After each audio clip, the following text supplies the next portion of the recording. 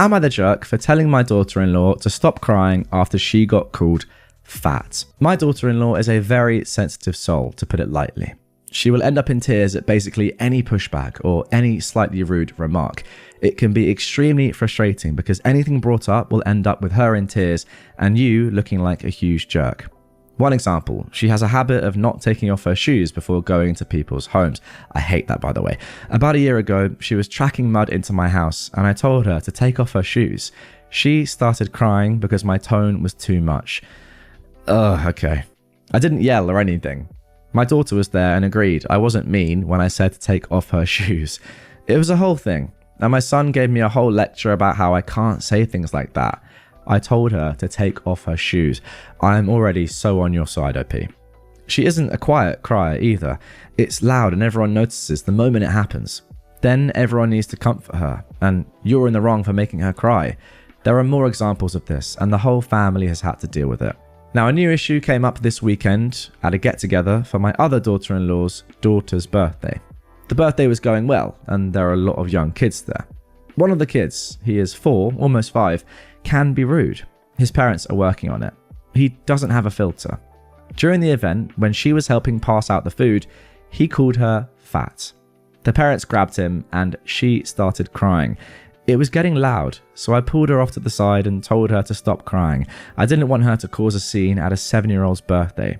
It was a little kid's remark, and I told her not to come out of the room unless she is composed. She ended up going to the car and didn't come back to the party. My son and I got into an argument. My point is, she's a grown adult and she is crying over a 4-year-old saying something mean. He is telling me to apologize, but at this point, I am not. And I think you're right, and I don't think you should apologize. And I think your son should realize that if his girlfriend is crying at like the littlest thing, I mean, to be fair, I think this is worse than the shoes off thing, but like with the context of knowing about the shoes off comment and lots of other comments as well that were very fair that caused like silly reactions from her, then she's not set up for life, because how is she ever going to take any criticism ever when she's crying at stuff that isn't even a critique of her? It's just like a question. Would you mind taking your shoes off, please? Because you are just trailing mud in here. Like the most reasonable question ever. Now, I do think in this, in this party, if you're getting called fat by a 4-year-old, I wouldn't like that, because a 4-year-old with no filter is probably telling the exact truth. Probably means I'm a bit fat. So I would think, yeah, it's not great. I mean, I wouldn't cry about it, but I wouldn't enjoy it. So I understand why she was upset by this comment. But with the context of everything else, it's too much to leave the party. And I think you are doing the right thing, OP. And I think your son should be doing it as well, telling her to get more of a backbone, because life's going to get harder than a 4-year-old calling you fat. I'm sorry. She's just going to have to toughen up a little bit, I think. I mean, who knows why she's like this? Maybe something happened in her childhood. It probably always leads back to that. But hopefully it's not a traumatic thing. Maybe she was just coddled a little bit, but it's not good to be this sensitive, I don't think. Like, being sensitive overall is fine, but to this extent where it's such a detriment on your life when you get like a tiny comment that you don't like, that's not good. Would I be the jerk if I go on vacation instead of my brother's wedding? My brother, Tom, who is 36, and I, a 26-year-old woman, have never had a really solid relationship. Due to our age gap, we didn't spend much time together, and by the time I was old enough to develop a personality, he was moved out of the house. For the last 2 years, my brother and his fiancée, Sarah, have been planning their wedding, and it's coming up in September. I was asked to be a bridesmaid. I figured I was only asked as a courtesy since I'm her soon-to-be sister-in-law, but I still took it seriously. I've been a bridesmaid for the last 2 years. Just a few weeks ago, I managed to save up to buy the $800 bridesmaid dress. Overall, in the last 2 years, between group outings to parties, dinners, lunches, clothes, etc., I've spent thousands of dollars. Eventually, all the girls in the wedding and I became extremely close, and I started to get hyped for the wedding. Sarah recently got close with her brother's wife, Becky. Last week, she dropped the ball on me that she no longer wants me to be a bridesmaid, and she'd prefer if Becky take my place. It broke my heart a little, but it's her wedding, and it's not my place to tell her how to run it, so I said, fine. Yesterday, I went to my brother's house to pick up the bridesmaid dress and was going to see if I could return it since it was within the time frame. Sarah was completely appalled and said that Becky was going to wear it since she and I are the same size. I said that would be fine, but they'd have to pay me the $800 for it. Sarah said that Becky couldn't afford it and I should just be nice and let her use it, and said that I could keep it after the wedding. I explained that I'm not just giving away the dress and I'm not ever going to use it after the wedding. After some bickering back and forth, I just ended up taking it and leaving. My brother and Sarah tried to compromise with me and say that I could be the assistant flower girl, and I felt offended at that offer. After I said no, they then said that Becky could give me $250 for it. Again, no. And I returned the dress and got a full refund. I told them I understand that it's their wedding, but they're being extremely disrespectful to me and I don't need to deal with it, and I'm not going to the wedding. Today, my co-worker says that she has an extra round-trip plane ticket to go to Miami that she'll sell to me for half price. Plus, I would have to pay for half the hotel and I can go hang out with her in Florida. The only downside is that I'll be in Florida for the week of my brother's wedding. So, will I be the jerk if I just go party in Miami instead of going to my brother's wedding? Okay, immediate reaction here is no, you absolutely wouldn't be the jerk in this situation if you didn't go to the wedding. You've been absolutely used and abused, for want of a better term. First of all, spent thousands on your dress and all of the bridesmaid stuff and probably like some hen do and that sort of rubbish. And then you've put loads of time into it. And for all that just to be shot back in your face. First of all, saying, yeah, you're no longer the bridesmaid. Very soon, close to the wedding that is. And then saying you can be the assistant flower girl if you want, which by the way, as far as I know, it's just not a thing. That is just the ultimate disrespect. So I see no problem with you just going, you know what? Nah, can't be bothered. I'm just not going to come at all. Have a good one, lads. Enjoy, and I'll enjoy Miami. Now, on the other hand, you could say, be the bigger person and just accept that these two are just kind of mugging you off, but it is still your brother. And in theory, you could just still go and just be like a normal guest. But I don't know. Ultimately, I'd feel so disrespected. I'd just be like, yeah, I can't be arsed. I'm just not going. I'm going to go have a good time with someone that actually wants to be with me. Maybe that's a bit too harsh. Let me know your thoughts down below. And now for our final post. Am I the jerk for laughing at my brother's tattoo? This is a pretty cut and dry scenario. My little brother has been in a string of relationships since he was young enough to know what dating was. On several occasions, the relationships ended because he was caught cheating with another girl. These are just the ones that I know about. There could be more. In fact, his current girlfriend was the other woman from his previous relationship. He, I'll call him Danny, still lives with my parents, and I headed over on the 4th for barbecue. When he reached out for a hug, I noticed his arm was super red, and he showed me his brand new tattoo that he'd literally just got. In huge words, it said loyalty in cursive. Where I might be the jerk is that I kind of laughed as soon as I saw it, and I didn't try to hide it at all. It wasn't a dramatic laugh. He said, "What's so funny?" And I just said his tattoo was really ironic. He got angry and stormed off to his room and didn't join my parents and I and our sister for dinner. I told them what happened and they said that I was being a jerk. And my sister said that people are allowed to change. But I personally think that he's acting like a child by locking himself in his room and that I shouldn't be blamed for a 25-year-old storming off. No. You have to laugh at that. And if your brother cannot see the funny side of his new tattoo, then that's on him. Like, if I was in his shoes and I'd done those same things and I got that tattoo and my older brother, I'm 25 by the way, and my older brother laughed at me, I would just say, you know what, that is completely fair. Maybe I'd be a little bit annoyed by it and say, look, I'm trying to change, please don't laugh. But I could have no qualms with someone laughing at me who knows that I've cheated multiple times in the past and then have the most ironic tattoo of all time. It's just a fact. And maybe the fact that you can't see yourself in that light and don't understand why this is objectively funny that you've got that tattoo is your own lack of self-awareness and the reason why you're still doing these things and cheating and probably thinking it's not bad.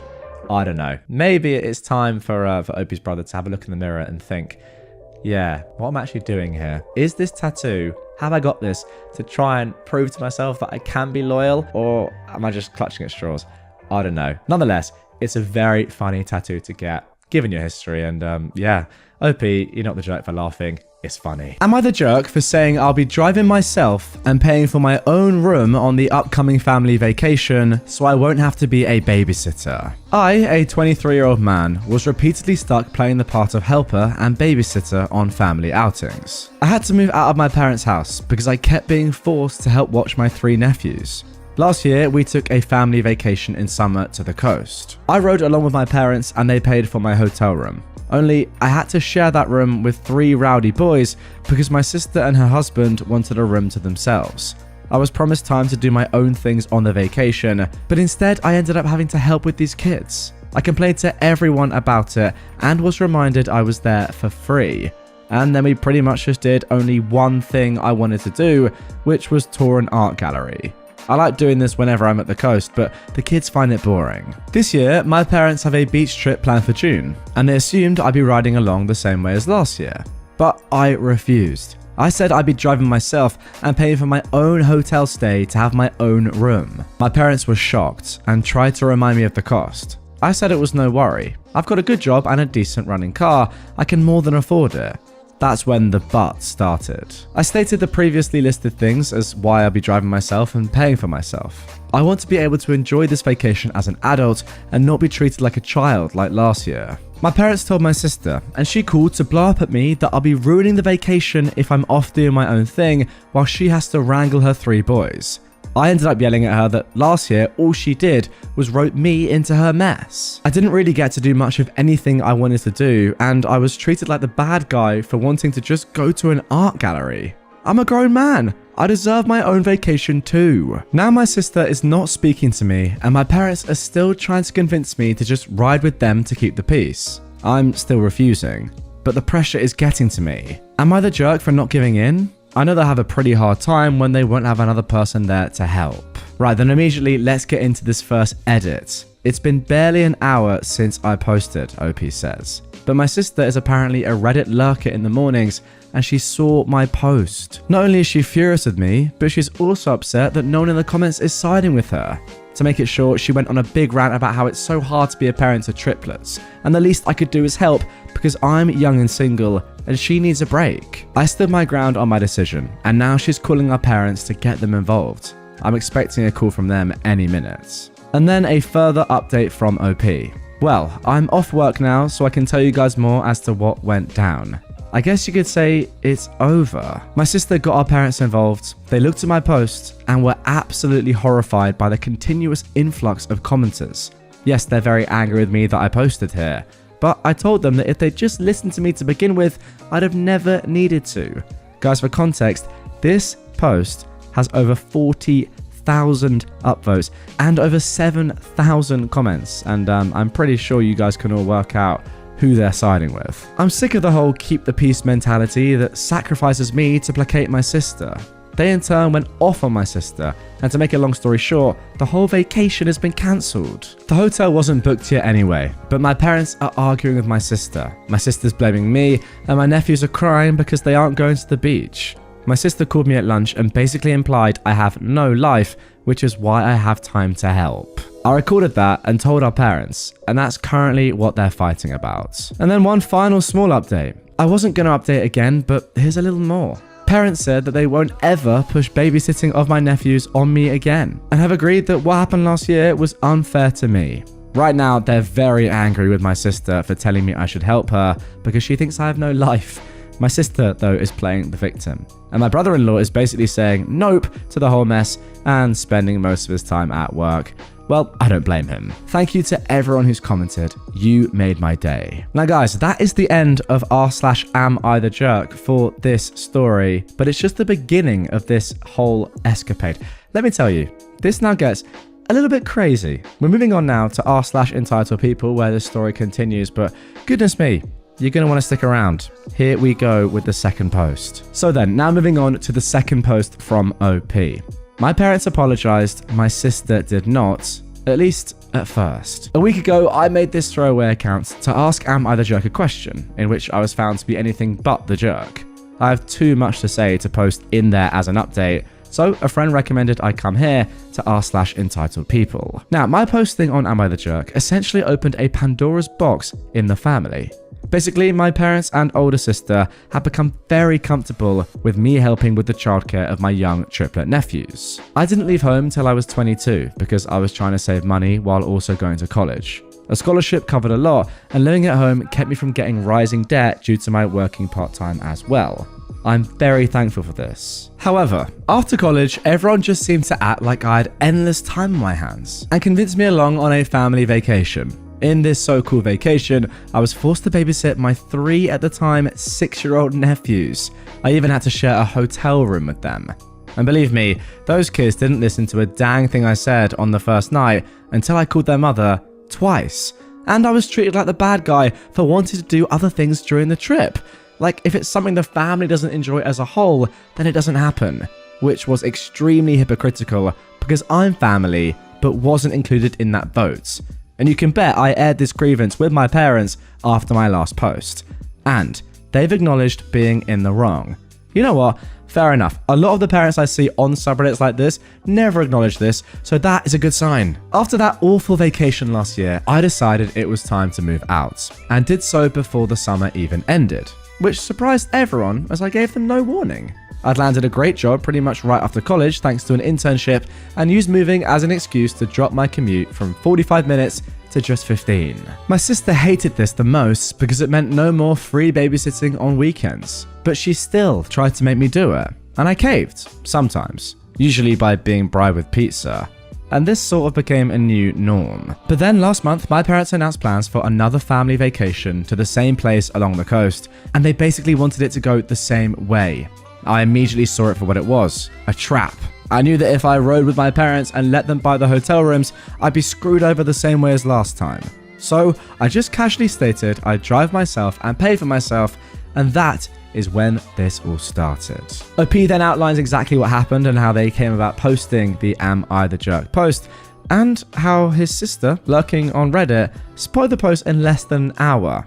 What followed was Pandora's box. At first, the family was against me. My sister called our parents, and they called me when I still had a little time to talk in the morning. My parents were on the phone with me while also reading my post.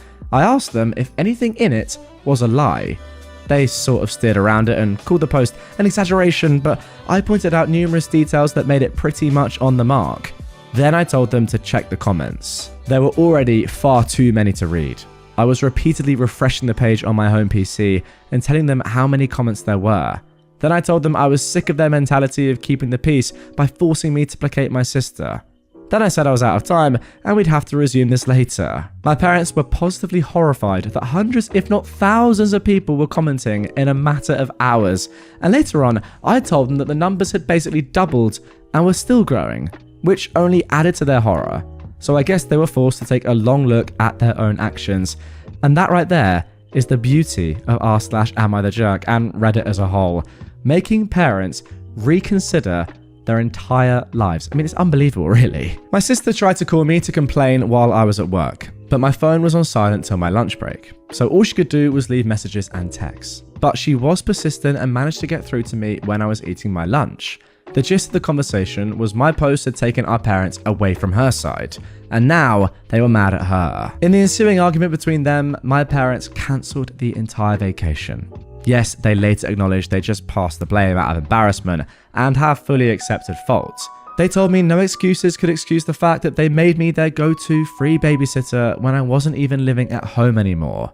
They did try to backtrack a little by pointing out they never charged me rent while I was in college, but I reminded them that kids don't ask to be born, and I was doing my hardest to make my own way. Then I pointed out that my father had the same kind of leg up from his parents. They let him live free of charge at home while he was in college. That basically ended any argument my parents had left. When my sister managed to call me at lunch, I presented the facts to her, and she showed her true colours. She implied that I have no life and that my free time on weekends should be spent helping her because she's tired and unable to even go out without bringing her children with her unless someone is watching them. She is a stay-at-home mum with a husband that makes a decent salary. They live in a pretty decent house that's owned, not rented. And to be frank, my nephews aren't really my responsibility. They just forced them on me and expected it to stay that way. My sister angrily hung up on me, but I recorded the call and then played it to my parents later. They were furious, and they basically went to war with my sister. My sister dug her heels in, blamed me, and then doubled down on her belief that my life should circle around hers. I told her that was the most narcissistic and entitled thing she's ever said about me. It took days, but her husband finally stepped in and forced her to apologize. I'd never seen her cowed like that by anyone, but she was on the verge of crying. It ended up being admitted that one of the reasons I was the go-to babysitter was because my sister didn't trust strangers. It was never about the money. Or was it? Actually, my brother-in-law thought my sister was paying me for my time watching her kids after I moved out of my parents' house. But she didn't even give me gas money, just cash enough to order pizza for both myself and the kids, and she pocketed the rest. My sister had been shortchanging me for months. He blew up at her when this came out during her half apology, and she was forced to pay me what she owed me in cash entirely from her own savings, which she looked very sore about. Then my brother-in-law apologized to me for his own inaction in letting my sister walk all over me and promised they'd get a normal babysitter from now on. Yes, it will cause a bit of a drop in the bucket for them, but my sister will be getting date nights back. Then came the family meeting the other day's evening. We all gathered up at my parents' house and everything was laid bare. Apologies all round and whatnot. Then my parents reinstated the family vacation. And yes, I still plan to drive myself and pay for my own hotel stay. I'll even stay in a completely different hotel if my sister tries to revert me to childcare. And I've stated this. She's promised that won't happen. And if I don't update again after the vacation in another month or so, then you'll all know everything is fine. Now guys, unfortunately, or maybe fortunately, depending on how you look at it, we don't have to wait until after the holiday for our next update. That came just a few days after the one I just read. Again, on our /entitledpeople, now 26 days ago at the time of recording. My sister called me demanding I take my post down. Now, she's more upset than ever to know how far it's spread. Having a family that knows about your Reddit account has its disadvantages. Yesterday, my sister called me after I got off work to ask me if comments are still coming in. She said she cannot bear the negativity of looking at them herself because the comments are all so hurtful towards her. So, I was brutally honest. At least 10 comments are still coming in daily, and most of them more or less say the same things about her. She started crying and demanding I delete my Reddit posts, but I refused and told her she can cry to anyone she wants, but the posts stay up, because they are my assurance she won't try to treat me like rubbish anymore. After all, she literally felt like my life should revolve around hers. She didn't pay me the babysitting money she was supposed to and pocketed it for herself, and forced me to be the constant babysitter on last year's family vacation, so I had pretty much no fun the entire time. Is it really any wonder people are having so much hate for her when she treated me like that? Then I mentioned the posts have already spread to other websites, as I was asked a couple of times to let an article be made about my situation. And there are some videos that were read as well. Yeah, maybe like this one. Well, my sister shrieked hearing that and hung up. My parents then called me begging I take the post down. I've refused, stating that I only did this because they didn't stick up for me. This would have never happened if they'd told my sister to treat me like an equal and not a servant. I'm not her butler, babysitter, or handyman. I'm her frickin' brother and a grown-ass man. Wouldn't they be tired of this stuff in my shoes as well? They agreed, but still begged I take the post down. I again refused and said that I'll keep making more if they don't start sticking up for me more when my sister comes crying to them. Let her clean up her own messes, because all the enabling of her has led to this. I didn't father those kids. I've got a life of my own, a career I'm still new to, and hopefully, soon enough, a girlfriend, as there's someone I want to ask out. I'm moving my life forward and I won't be held back. They can either step out of my way or keep trying to enable my sister. But I assure them that the latter would end badly for them. The only way this posting on Reddit will stop is if the drama stops. I've kept things anonymous and I've got a right to vent my very valid frustrations. Well, that left my mother crying, my father just went silent, and I said, tears don't move me. They know what it would take to end this, and that's to stop enabling my sister. Well, my sister called me again to yell at me that our parents have told her they aren't dealing with this anymore and to figure it out herself. Oh, and they told her to be nicer to me too. I just pictured her eye twitching as she internally screamed after hearing that. Be nice to my kid brother? What is this? Do I look it up on Google? Yeah, I was that sarcastic to her. But it left her crying too when I hung up. My brother-in-law called me later to get my side of the story. He was mad I'm still posting and made his wife cry, but I explained everything to him, and he said he'd have another talk with my sister. I'm hoping this drama finally ends here, but the family vacation is still on for late June. I've already booked my room and put it in for a day off work so we can all leave on a Friday. My room is also not near the ones my parents, sister, brother-in-law, and nephews will be using. In fact, it's not even on the same floor. And when we go to the coast, when it's not a family activity, I'm going to go where I want and do what I want. And you can bet I'm going to tour those art galleries, pig out on local food, and just enjoy being carefree for a change. And there we go. You're probably thinking, wow, that sounds like a good end to the story. But alas, as you can tell, there is more to come. That promised update after the family vacation was posted just 24 hours ago. Let's see what happened. This is the conclusion, for now, of this story. Update after the family vacation. Well, the family vacation is over. Some things, both good and bad, went as expected. Good that my parents didn't enable my sister trying to make me babysit. Oh yes, she did try. But bad in that my sister did try to find out which room I was in. But that failed and got her in trouble with her husband again. Firstly, I made sure to tell the hotel in advance that they were not to give out any of my information to anyone who asked except for the police if something needing that were to come to pass. They assured me over the phone that they would not tell a soul. Then, on the day of the vacation, I left earlier in the morning than the rest of the family. I knew they wouldn't be able to get moving as a group until at least 10 AM, so I left at 9. Check-in wouldn't be until 1, but I wanted to make sure I had a head start.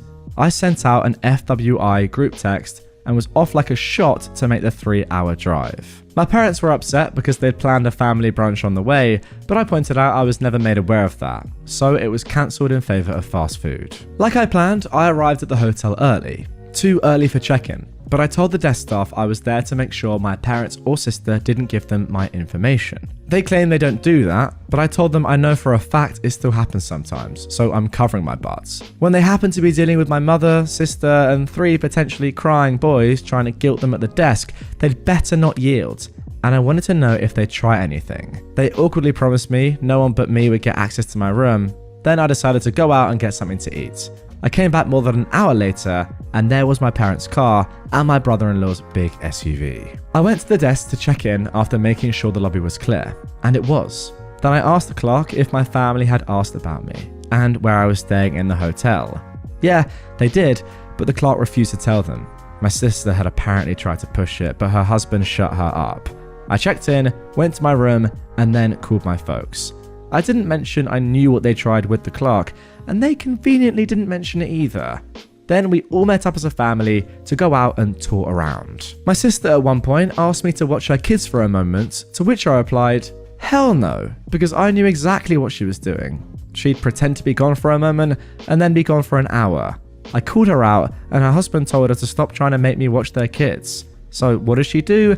She just started crying on the spot, saying that she needs a break.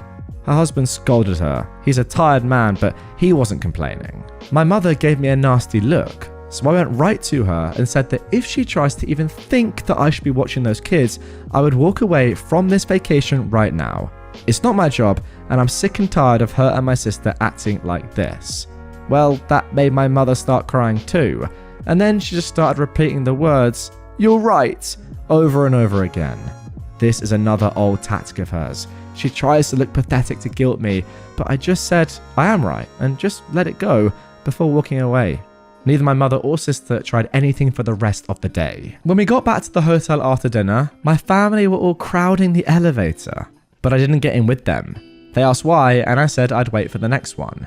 My sister glared at me because she knew exactly what I was doing. Then I just sat in the lobby watching YouTube on my phone for 15 minutes and took the elevator up. I was on a different floor and on the other end of the hotel. I had a splendid night, and the next morning we all went out for breakfast, but I made sure they left first. I can't quite believe what I'm reading. The fact that you're having to do this on a family vacation, pretty much hide from the people you're vacationing with at the hotel, is mad, but after all I've read, it makes complete sense. I was the last one out, just like I was the last one in the night before. Breakfast went fine. Then I gave an FWI that I was going to be doing my own thing for the day. My mother tried to bring up plans to go to the aquarium and a couple of other places, so I said I'd meet them for those, but the rest of the day was mine until family dinner. They accepted this, and that day went fine too. But back at the hotel that evening, my sister caught me leaving my room. She must have been stalking the whole floor looking for me. I went back to my room to chill a bit before dinner as I was tired from walking so much. and my sister was just down the hall when I left my room to meet them for dinner. She tried to corner me, saying that I'd ruined the family vacation for her because now it wasn't hardly any different for her than at home, since she had to wrangle her kids. I called bullspit because my parents were helping her a lot. Then I told her that I'm sick of this song and dance of being her scapegoat, and it's already over. So leave me the heck alone and get on with your life. Then I started walking, with her yelling, "Hey, I'm trying to talk to you." I told her I don't care and was going to dinner. She followed me to the elevator and we both said nothing to each other. I didn't stay silent and I told my parents and brother-in-law that my sister had stalked me to find my room. She was scolded like a child. She had a pity party. I told her to stop milking it and grow up. The old days when she could force her will on me were over. And then I walked out of the lobby and to my car. This time, I was the first one to dinner. When everyone else arrived, my sister looked depressed, but not a dang thing was said about what happened, and that was just fine with me. My sister refrained from eye contact with me the entire evening, and this time, I didn't care about riding in the elevator with the rest of them. And I told them bluntly that unless it was an emergency, nobody is to come knocking on my door. I had a do not disturb sign for a reason. The final day, everything went swimmingly. Neither my sister or mother bothered me at all. They'd fully surrendered at this point. Yes, during the whole vacation, I did play with my nephews a bit. I'm not a complete jerk. I didn't stonewall them. I kept up being the fun uncle, just not the babysitter uncle. The kids didn't even seem to care. They just wanted to play. I even bought each of them one of those little baggies of crystals and polished stones to take home as a souvenir. There was a bit of mild drama between my sister and her husband, but that was just some small disagreements that I didn't bother to pay attention to. All in all, I'd call the vacation a win, because it finally hit home for my mother and sister that the old way they did things involving me is over, and I have my own life. And there we go, that is the culmination of that story, I guess so far. The amazing thing about this post is that these 4 posts that I've just narrated are actually the only 4 posts on this entire account that OP has made on this account anyway. Now they said right off the bat that it was a throwaway, but nonetheless, all the posts that have ever been made are those, and that's it. Pretty cool. Pretty great to see that one story can traverse a couple of subreddits. I don't know exactly what the title of this is going to be. Maybe AmITheJerk / Entitled People. You don't get too many collaborations on episodes of mine between subreddits, but hey, there you go. I just noticed that post and thought, okay, let's have a look back. What's been going on here? And everything seemed to align and be good enough for just one episode. So there you go. I hope you guys enjoyed it. If you did and you want more episodes and stories like this, where it's more of a deep dive of a family in particular, or a character, or one individual story that goes on for a longer period of time across different subreddits, you know, kind of updates. I guess in many ways this was very similar to a best of Redditor updates video. Then let me know by dropping a like on this one, commenting down below that you enjoyed it. The more comments and just general feedback I get, the more likely I am to do a video similar to this in the future, so that is the best way of letting me know. Am I the jerk for pressing charges on a former friend for shaving my head in my sleep? For context, a relative of what used to be a close friend of mine, whom we'll call Gary for this story, contracted cancer. I, a mid-20s male, was sympathetic and even contributed $100 to a donation pool for their treatments. But Gary came to me one day and took his hat off to reveal a freshly shaven head.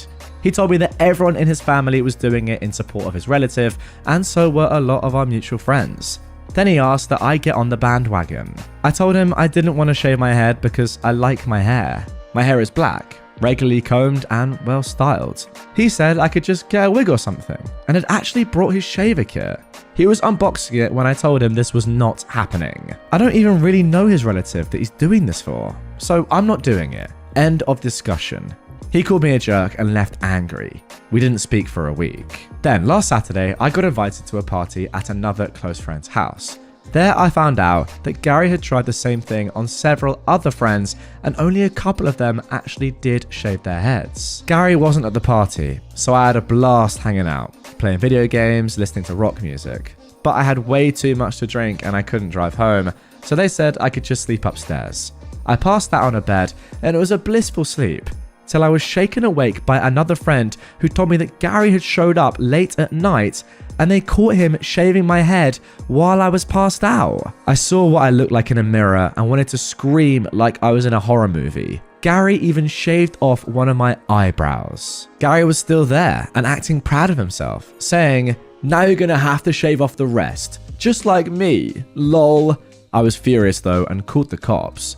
When they got there, Gary fully admitted to what he'd done to me and even said he was justified. The police didn't seem to think so, as this classified as a form of assault. They asked me if I wanted to press charges, and the first words out of my mouth were, "Hell yes." Gary cussed me out while they took him away in cuffs. I tried getting my hair restyled into something presentable, but there was no saving it. And now I'm bald too. Now, a bunch of Gary's family are telling me to drop the charges because Gary was off his meds and didn't mean to do it. I was like, what the frick? I never knew he was on meds, but I still refuse to drop the charges. It will take months to grow my hair back the way it was. But all of the calls and messages from Gary's relatives are starting to get to me. Just about everyone else in our friend group has cut Gary out though, and they say that I'm doing the right thing by not dropping the charges. So now I'm divided. Am I the jerk for pressing charges on a former friend for shaving my head in my sleep?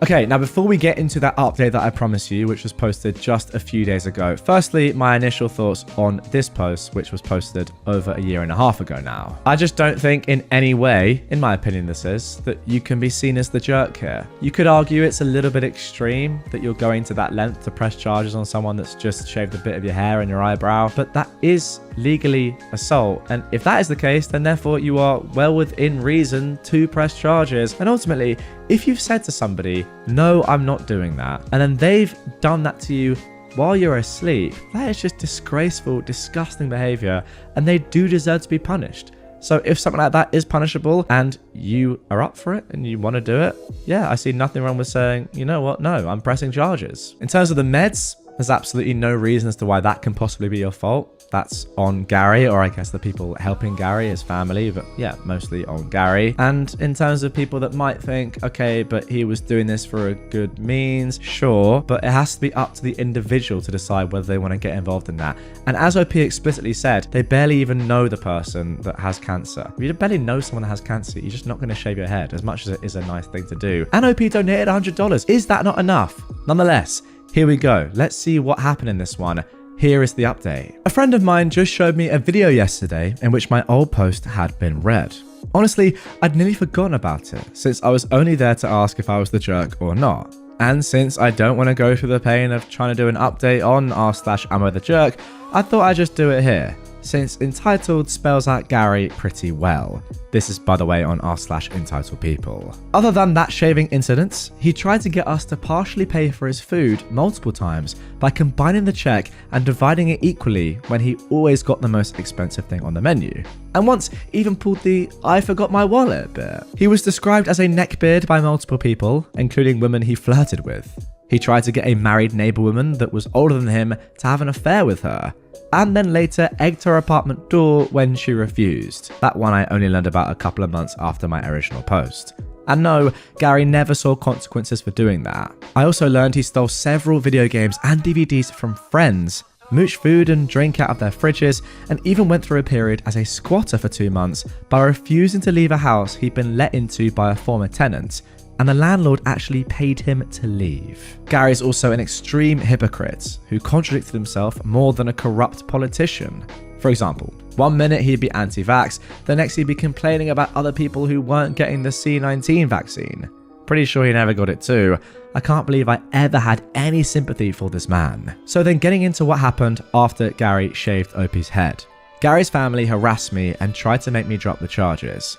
I not only didn't drop the charges, but I also reported that harassment to the police. Only problem is, it didn't bloody stop. In fact, it got worse.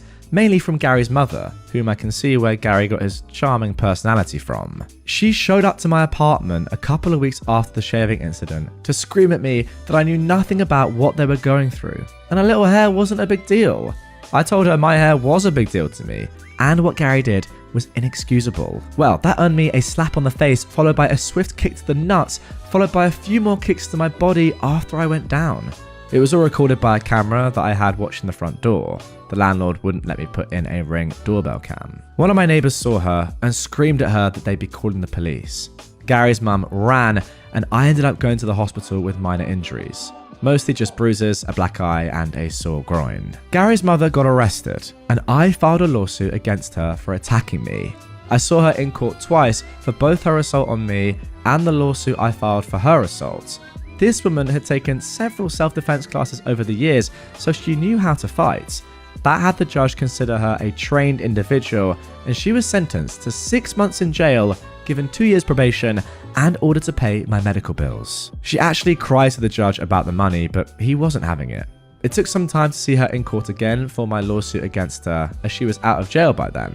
I was awarded $10,000 for the harassment, emotional damages, and lost work hours, and she had to pay all court and lawyer fees, which she cried about again because she didn't want to pay anything to the man who'd ruined her and her son's lives.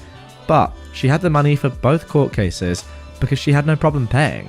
But around that time, I heard Gary's relative with cancer passed away. I don't know any details, just that they passed on. I admit that was sad, but again, I never knew this person. But Gary made their condition his hill to die on when he tried to make an example out of me. Gary got some probation and community service for what he did to my hair, and he cut contact with our entire friend group and eventually moved away. Where to? I don't know.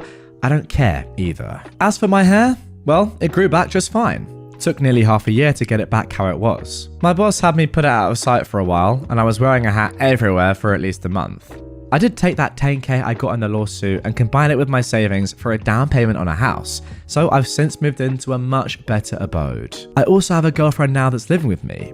It was a bit soon for her to move in, but there were extenuating circumstances. We're making it work though, and I'm happy. So there we go then. Good to see some proper justice for something that, yeah, you could say is a little bit innocuous, you know, just shaving someone's hair. But hair makes up such an important part of someone's life, right? Hair gives you confidence. For people with great hair, they can see it as one of their best attributes. So to remove that from somebody for literally no reason when they're asleep against their will, yeah, I mean, it is assault. And I'm glad to see, as I said, that there was some proper justice done to big old Gary. What I love as well, that this became a family affair. Gary's mum, I presume that this is one of the reasons why Gary acts this way right now. His mum, clearly so protective and so enabling, saying, no, come on, it's fine. And by the way, I'm trained in some sort of combat, and I'm going to kick you in the balls. Like, good, really good. Yeah, good to see them both having some charges put against them. And that 10K going to good use.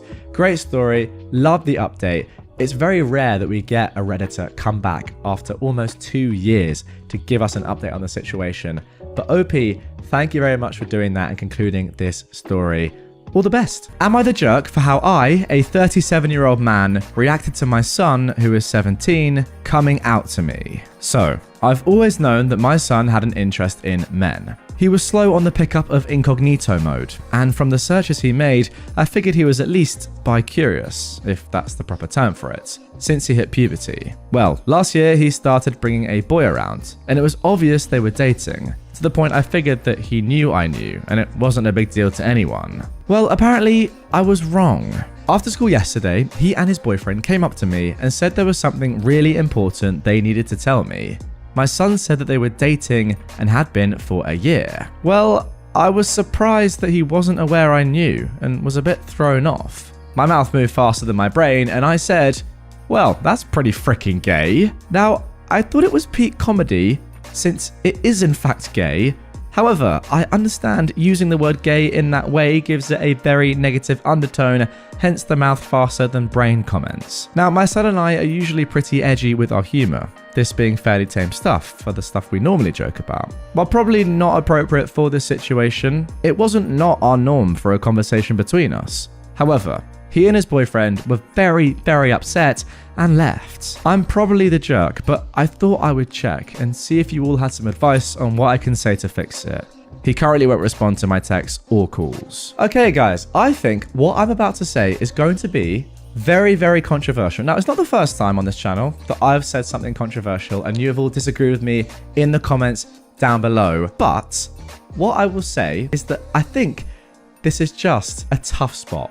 I don't think that this man, OP, has necessarily acted maliciously or has done something on purpose to hurt his son or anything like that. I genuinely think he's just made a very, very bad mistake in this one instance. And I don't think that he's understood his son really as much as he probably thinks he has. Now look, stay with me on this and by all means, get in the comments down below and tell me that I'm just barking up the complete wrong tree and that what he's done is terrible. I'm not saying it's not, by the way. I'm just saying, with the context of knowing this son's relationship with his dad or this relationship entirely, and knowing that it's, you know, pretty tongue-in-cheek, they like dark humor, they seem to have a lot of banter together in general, I can understand why in that split second it just came out. You know, the fact of the matter is, his son being gay is so obvious to his dad that he was just like, what, why are you even telling me that? And I think that is why he did this. Now, obviously, it's a terrible thing to have said, and just not the right moment to have done this at all, or even made a joke about this. And given everything we know, the history of homophobia and the fact that the word gay has just been used very, very poorly for generations over the years, yeah, it's an awful thing to have said. But I just think it's just come out. I don't think it necessarily says anything about this man and that he's homophobic or is against his son being gay or anything like that. I just think it's just come out. And do we have to hammer him for that? I don't know. It's not great. And I'm not on his side here.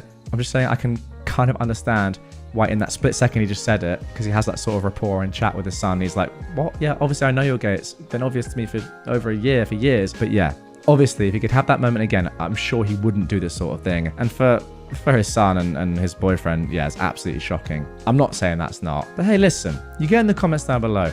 Tell me I'm just barking up the complete wrong tree. But yeah, it's a controversial opinion. Now, I may not be phrasing this exactly how I'd like to. And again, I don't even need to say that it's a terrible thing to have said. And we're past that point. Obviously, this is not how this kid wanted his dad to react when he came out to him. It's a shocking thing to have said. And I'm not surprised that he's in a terrible mood and is not speaking to you, ignoring your calls, etc., etc.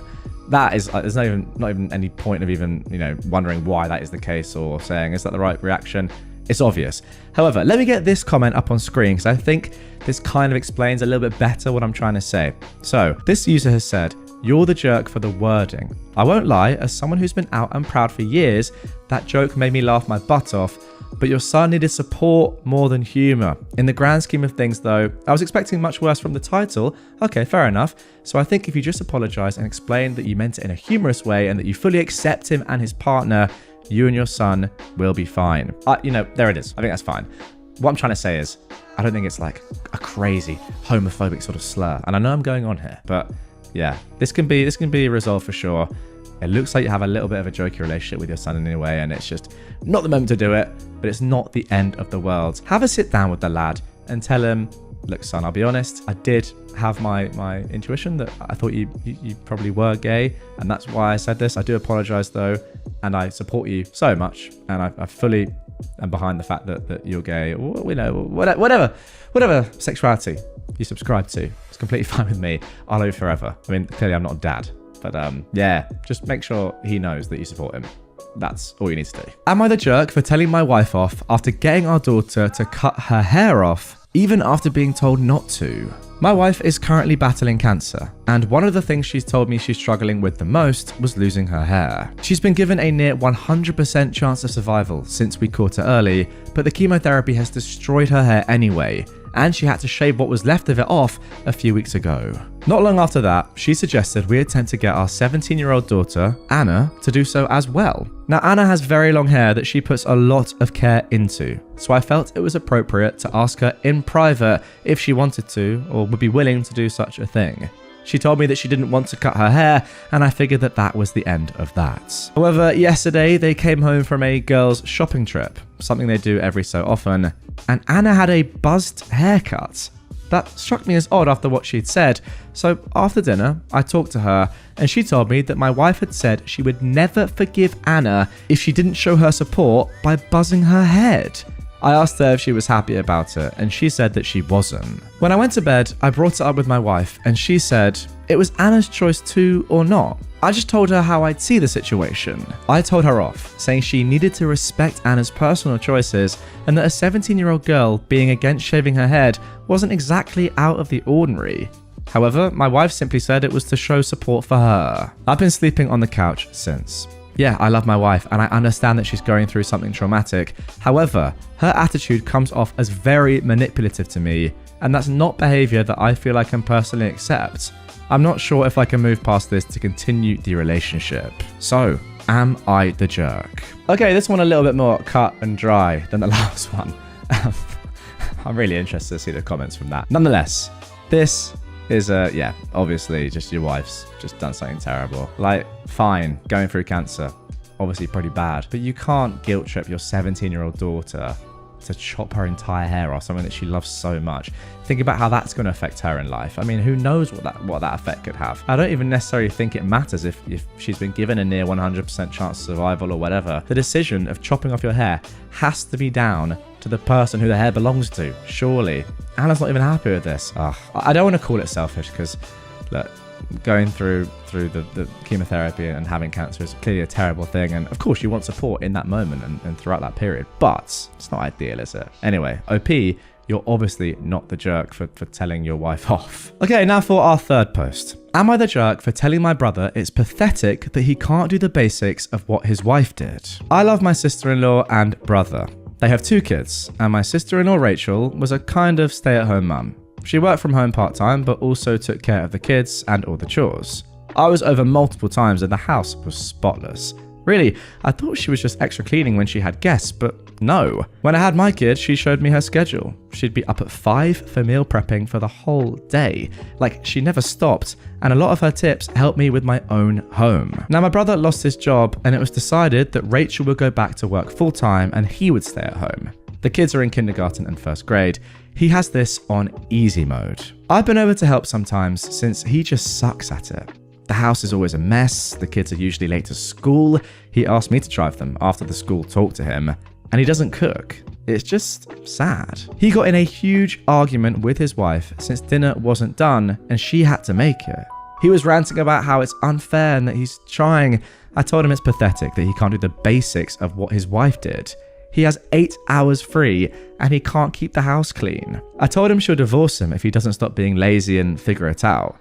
He left after calling me a jerk, and my mum is now on me for what I said. Yeah, no excuses in my opinion. If you're a stay-at-home parent and the other one's out earning all the money and working super hard, and then especially given the fact that they did all that stuff that you're now supposed to be doing and just got it done, then yeah, no excuses. You got to do the same, simple as that. Now, of course, there's going to be a learning period, an adjustment period when you first switch roles, but you got to get it done. It's going to be hard work, but your wife did it.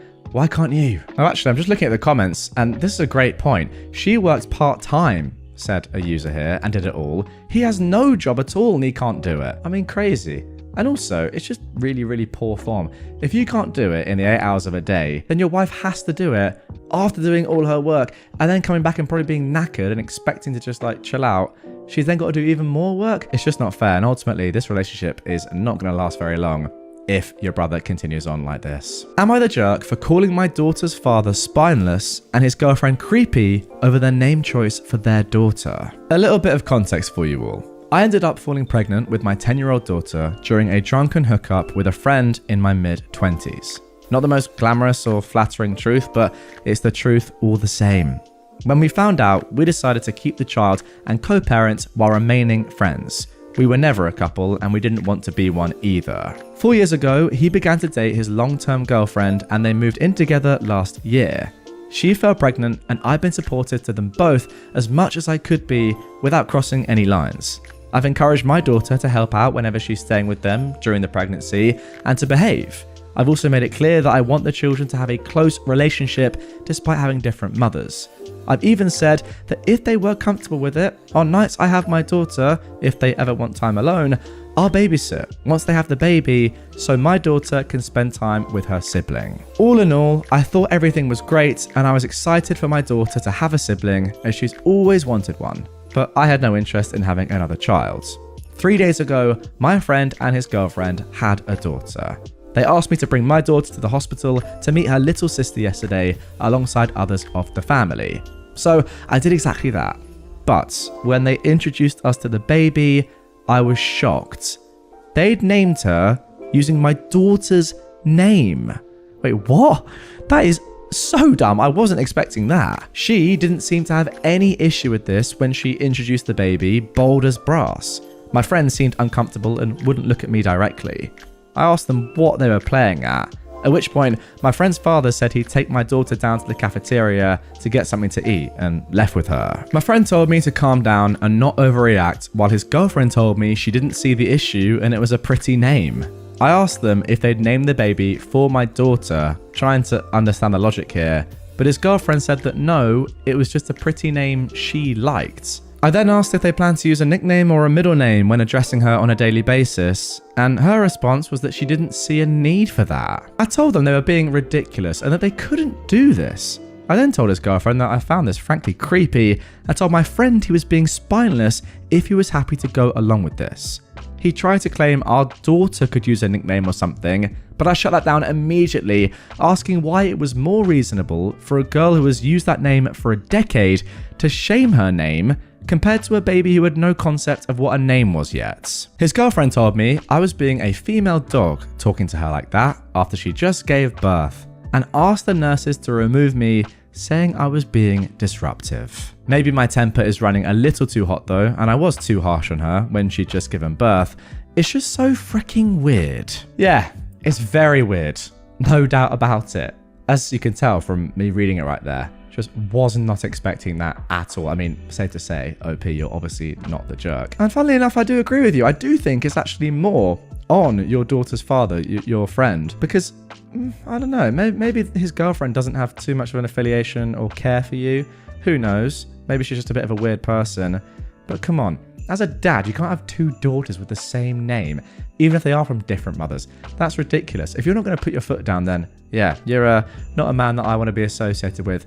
That is for sure. It's very weird, and I can't quite work out why this woman is wanting to do this, or why this man is allowing it. Now, continuing on with the stories about names, here is post number 5. Would I be the jerk if I don't change my son's name, even though it may cause him to lose an inheritance? I, 24 years old, got pregnant while I was taking a gap year traveling. I met an older guy. Nothing gross. I was 19, he was 23. We had fun. I was working in a bar to make money while I explored his city. When I got pregnant, he lost interest really quickly. I understood, but I am pro-choice, and I chose not to terminate. I went home and had my son. I also made sure to get child support. He could afford it. He did fight it though. I had to prove paternity and everything. Through that, his parents found out. They are well off. They've met my son and they truly do seem to love him. They provided gifts for his birthday and Christmas. They helped me with extra money so I could complete my university without going into debt. They've taken us on vacation with them so they could spend time with him. They aren't my biggest fans, but we are cordial to each other. 3 months ago, my son's father passed away. He got drunk at his bachelor party, tripped on the sidewalk and hit his head. And that was all she wrote. My son and I attended the funeral. We spent a week in that city so his grandparents could see him. They approached me with an offer. They had no other children or grandchildren. Their son was only 28, so we had lots of time to provide them legitimate kids. They didn't say this, I'm just assuming. So they never thought about my son's name. But they said that if I changed his surname to theirs legally, they would make him their primary heir. I think this is dumb. He's their only grandchild, and they would deny him an inheritance because of his last name? I said I'd consider it, to be polite, and I've left it at that. I actually have a pretty good life as it is.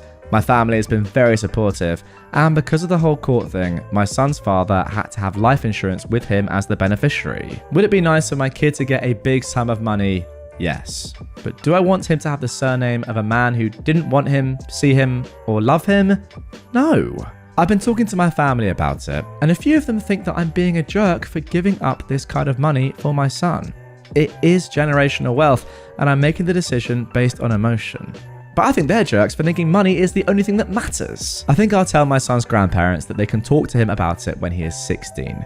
He'll be old enough to understand the implications, but young enough not to be tied professionally to his last name. You know what? Fair play, OP. I think that last sentence, or that last paragraph, is actually very sensible, because I'm not going to lie, if I was in this spot, I'd probably just say, no.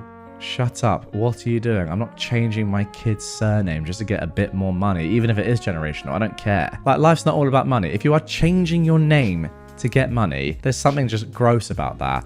However, yeah, I kind of rate what you're saying, you know? Let your son decide when he's old enough to make a decision. Who knows? He might have a different opinion, and ultimately, it is down to him. It's his name. I would say that 16 is a little bit too young. It's just risky, isn't it? I guess he could always change it back. I don't really know how that sort of works. But yeah, overall, it just seems kind of, again, gross. Like just, ugh, it makes me feel like, you know, kind of goosebumpy and creepy that you have these weird grandparents that are just like, oh, we need an heir so badly. Change your name, we'll give you all our money. Like, there's something so horrible about that I don't like. So I'd be inclined to say just sack them off. And now for our final post of this episode. Am I the jerk for telling my wife I don't care about her dreams? My wife wants to be an influencer on TikTok and YouTube. She's been creating mummy content and content about her day-to-day life. When she told me this is something she wanted to do, I didn't have a problem with it. I only said that I don't want our children, who are 4 and 2, in any of her content. I didn't monitor her channel as it didn't really seem necessary. I recently had a look because I thought it would be cute to see what she does in her day-to-day life.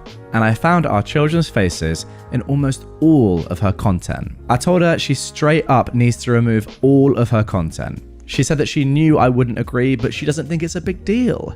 Now, I don't like children content. I feel like a lot of the time, when you see that children make profit, they become less of your kids and more of a product, and your interactions become more performative. And I can see the same thing has happened in her because she posted a video of her getting our 2-year-old out of a tantrum and how she deals with that.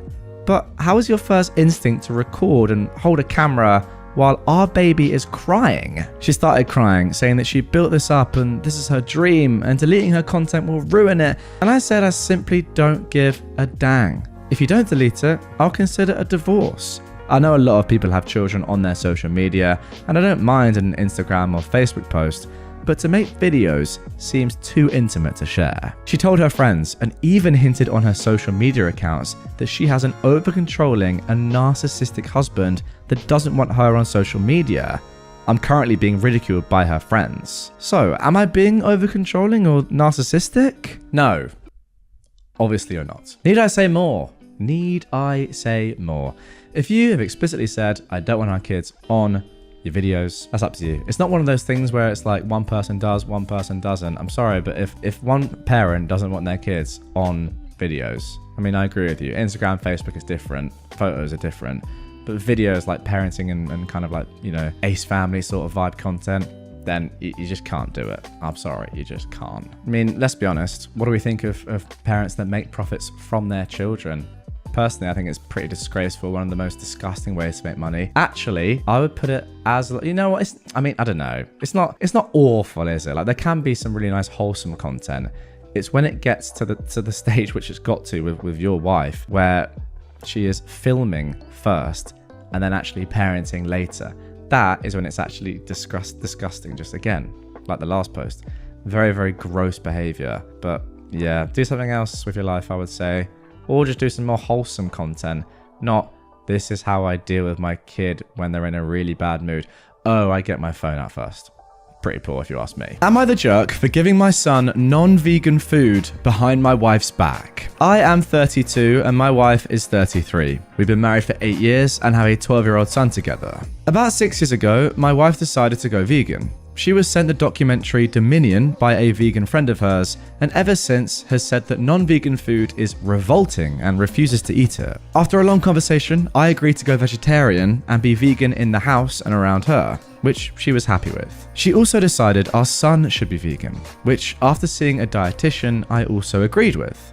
Things have been fine with this arrangement until a few months ago, when I began finding wrappers from non-vegan candy and even burgers from McDonald's in my son's school bag, which he'd been buying with chore money. I had a conversation with my son, and he confessed he felt lonely and excluded eating vegan around his friends, and that they always had much better candy than he did, and it wasn't fair.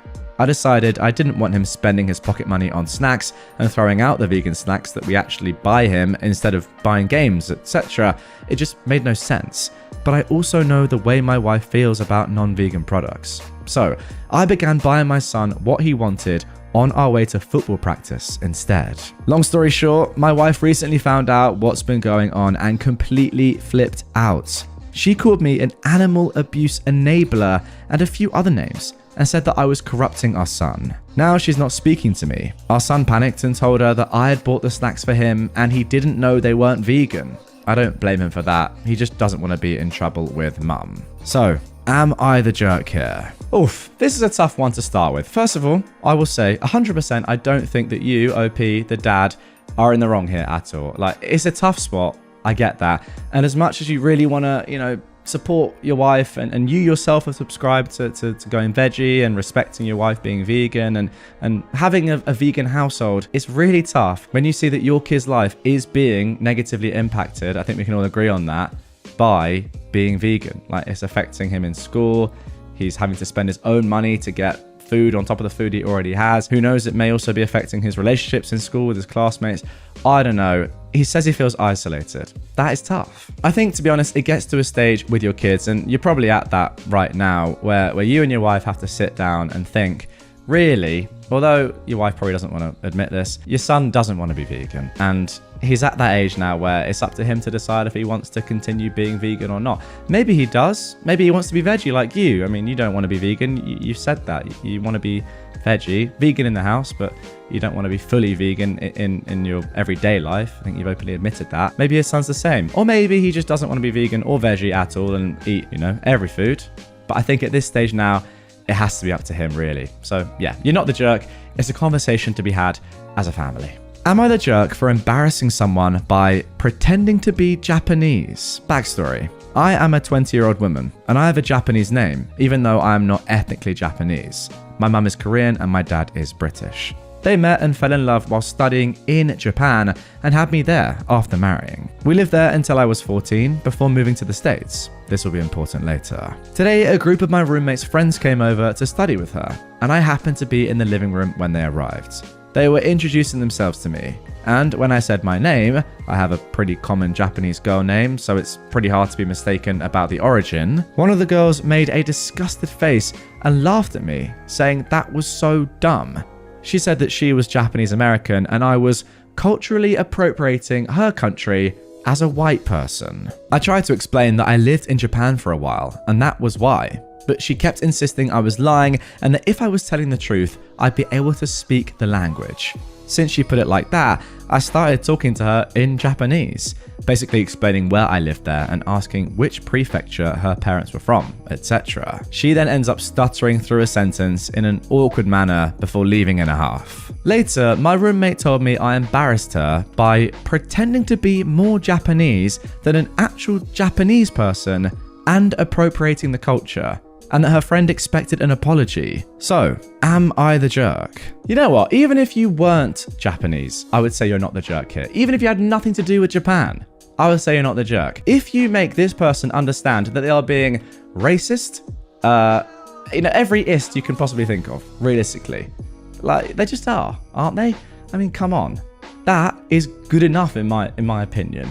Like, this person needs to be called out on this sort of stuff. Somebody's name they were given at birth, not by them, doesn't mean that they are guilty of cultural appropriation. I mean, that's just ridiculous. So if you can call that person out and say you are being stupid, even if you're not Japanese, I don't care. Call them out. And also, that just takes away from the fact that you're obviously not pretending to be Japanese. At no point did you say, oh, by the way, I am Japanese. You just spoke in Japanese because you can speak Japanese because you lived in Japan.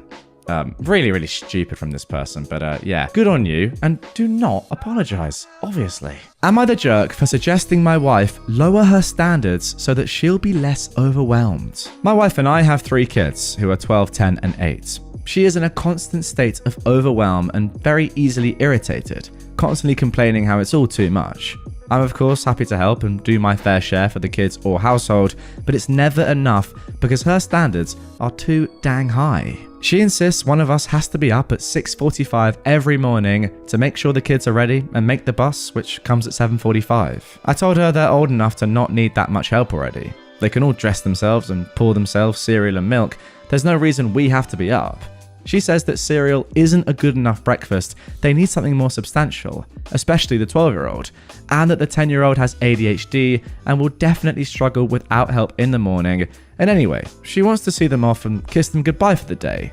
So she gets up, I don't, then she gets upset that I never give her a morning off when all she needs to do is just take the morning off when she wants and then let the kids handle themselves. Also, she is super strict about screen time during the week and is exhausted and snappy from arguing about it with the kids and upset that I don't support her strict limit of 2 hours a day. I say as long as homework is done, why not, until bed? She says it's not healthy for them. They need to play outside or with games and toys, read some books, just entertain themselves in more ways than one. I agree they should enjoy other things, but I don't see why we have to make such a rigid limit. She also likes to get out on weekends and do stuff like zoos, museums, etc. But then she complains about the planning for the outing and how grouchy the youngest gets by the end of it.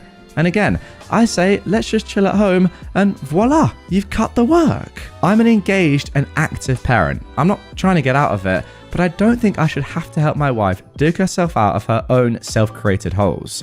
She creates the stress for herself and then turns to me to alleviate it, which I think is unfair. So, am I the jerk for telling her she needs to do less and then she won't need this level of help? Oh my goodness me. Honestly, I just feel bad for your wife. I really do. Like, this guy is just not helping himself, is he? Like, at no point is this mum saying, I hate doing all these things, let's stop doing them, right? She knows the benefit of doing all these things. Like, she's making and creating a great life for her children. Imagine you wake up, right, with your 2 other siblings. You've got to make your own breakfast, get clothes, get ready for school, all that stuff. You're 8 years old. Your parents are still asleep. You're probably thinking to yourself, it's not ideal. Why don't they get up at the same time as we do and help us out? You know, that's number one. Secondly, the point this man's making about, oh, how about don't do these activities anymore? So you're saying in effect there that you don't want your children to go and do these outings. Yes, obviously the 8-year-old is probably getting a bit tired by the end, but what's the alternative? You sit inside all day on the weekend and just do nothing? I think that would probably be worse. I mean, you think of a good childhood. Do you think of going to the zoo and doing all these fun activities with your parents? Yeah, you might get a bit tired by the end of the day, but you don't remember that. Or do you think of staying inside? No, that doesn't sound fun to me. Let's be honest. Like, what this bloke is really saying is stupid. Let's all chill at home every day, all the time, and you've cut the work. No, being a parent is hard work. That's kind of what you sign up for. Trust me, I'd know, right? As a dad of 0 kids, I would know that. But seriously, parents down below, you get what I'm saying, right? Give me a comment, back me up on this one. Parents have to work hard to make their children's lives fun and, easier. That's the job of a parent. Let's be completely real. So to say, let's just stay in bed until our kids go to school, let's just do nothing on the weekends, is a total load of rubbish. I mean, you said at the end, I'm an engaged and active parent. You don't sound that to me, my friend. I'm going to be completely honest with you. You don't sound that engaged, and you definitely don't sound active. You do, though, sound like a bit of a jerk. Sorry to say it, but that's how I feel. Am I the jerk for going on vacation without my husband? My husband and I planned a week vacation to New Orleans in the US. We, but mostly I, have been planning this for months. Back in March, I told him that I would plan most of it. Where to go and what to do. All he has to do was make sure he had the week off and buy the plane tickets. I spent the last few months researching what to do. I booked the hotel room, made reservations at places we wanted to try. I made a list of all the sites I wanted to see. Every few weeks, I would check in with my husband to see if he'd asked off and bought the tickets yet. He would say he was waiting for the plane ticket prices to go down. 3 weeks ago, I reminded him once again, and he said he'd got off of work for the days, but had forgotten to get the tickets. He looked online and the tickets were close to $1,500 each. He said he was going to wait some more to see if they go down. Last week, I asked if he'd bought them yet, and he said no. We looked again and the prices were still high. He said he wasn't willing to spend that much on them and asked how much money I would lose if I just cancelled everything instead. He offered to have a nice staycation instead. What a great alternative. I told him I wasn't willing to cancel everything because I spent so much time planning it. We argued and we didn't come to a conclusion. I wound up buying just one ticket for myself. And when I flew out on Saturday, I told him I was still going. And he acted all surprised that I didn't want to stay home with him. I am in New Orleans now, and he's blowing up my phone, saying that I'm a jerk for still going without him. He was trying to get a ticket to come too, but I told him if he came, he's getting his own hotel room because this is now my vacation away from him. Am I the jerk? Oh my god, maybe this is the same husband from the last post. I mean, Jesus Christ, this is ridiculous. What an idiot. Like, obviously you're not the jerk. It's just what a clown. Everybody knows, by the way, that unless you get really, really lucky with some last minute prices to undesirable locations, plane tickets are pretty much always cheaper the further out from the date you are. It's just like a common fact. Yeah, I know there's times and there are deals when it's not the case, but the majority of the cases, that is the truth. So I don't really know what your husband was thinking there. Was he really after some last minute deal that was gonna save him probably like $10, $20 per ticket on what he would have got if he just paid for the tickets when you asked him the first time? No, he's just being lazy. That is the honest truth. And he's also not respecting the amount of time and effort that you spent into doing all the work for a probably really nice vacation. He's a clown, and absolutely enjoy the holiday on your own. Am I the jerk for telling my sister it's her fault her son is being bullied? My sister, who is 33 years old, has two sons, Bracken, who is 13, and Neville, who's 11. My husband and I went to a basket raffle at our local library this past weekend with my sister, Bracken, Neville, Bracken's girlfriend, and my sister's husband. This raffle is held every year and has many local businesses and organisations donate baskets to help raise funds for the library. There are all sorts of baskets, from free messages to gift cards to sports jerseys and so much more. Bracken got some tickets for all of the sports related ones. He plays baseball and has done this every year, and he's been pretty successful in the past. Bracken then went around with his girlfriend. I was hanging out with my husband, sister, and rest of the family while looking at the baskets when Bracken and his girlfriend came back to us. Shortly after this, while still looking at the baskets, we saw some sciencey baskets with projects and books for kids and adults. This type of stuff is what Neville likes. It was going fine until, in that section, they had a few baskets that were aimed at girls in science/STEM. When Neville saw the baskets, he called them stupid and started making some pretty awful comments about how girls are too dumb for science and that's why they needed special baskets. He made some more comments, like, "This is why robotics club is all boys." My husband and I just dismissed it, but we could see a few people giving us looks. And Bracken made a comment telling his brother Neville to shut his mouth. The raffle happened. Bracken won a lot, the rest of us didn't. On the car ride home, my hubby and I were asking each other where Neville could have learned that language, and we were stumped. Last night, I got a call from my sister, and she seemed stressed. She was telling me about how horrible Neville's first month of middle school was. She was telling me he was being targeted and bullied. I asked her to explain what happened, and she was just crying. I asked if she could give the phone to someone else. She gave it to Bracken, who told us that she wasn't telling the truth. He said that the kids were mocking Neville for what he'd said at the raffle. Bracken admitted that he had told his friends about it, who then spread it around to the 6th graders. Some of the kids in Neville's grade were calling him creepy and weird, and were doing it to his friends as well, who defended his comments. My sister quickly grabbed the phone from him after. After she calmed down, she asked me what to do. I told her that this was on her, and her fault for not correcting Neville's behaviour. She said that she didn't know why he said it, and said that she can't just take away his phone or friends, when I mentioned both as a possible source. She just doubled down and said she needed to teach Bracken and his friends not to gossip. I told her she was being ridiculous and hung up. She tried calling back, I didn't pick up, then I got angry texts. So, am I the jerk? Yeah, look, I completely agree. You're definitely not being the jerk here, and it is definitely on your sister to teach her sons to not say stuff like that, not believe stupid, archaic things like this. I mean, I think we can all agree on that. What she's saying at the end there, in saying that she needed to teach her other son and his friends not to gossip, that is absolute trash. If anything, Bracken is helping her out here. He's definitely helping Neville out. I mean, he's calling him out on his sexist remarks. That's what you want a brother to do.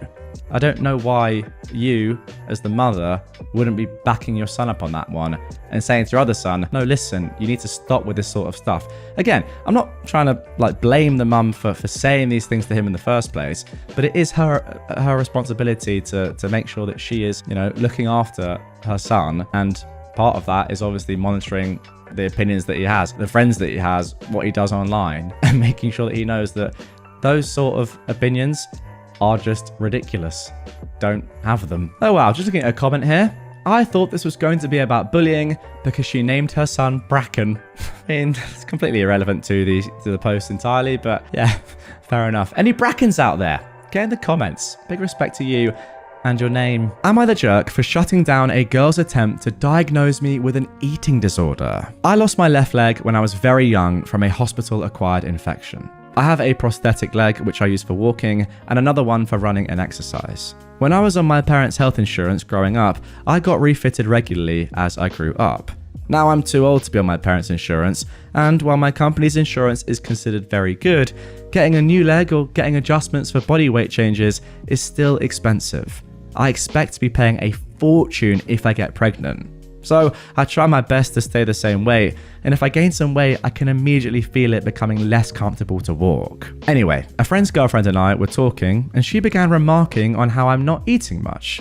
We were out to dinner, and I was just having a soup and salad, and everyone else was having baby back ribs. I stolen a few off my boyfriend's plate, but generally I was trying to eat light. I said I was trying to lose a few pounds, and she immediately assured me that I was beautiful the way I was, and I didn't need to lose weight. I told her, I know, but losing weight helps me with my mobility.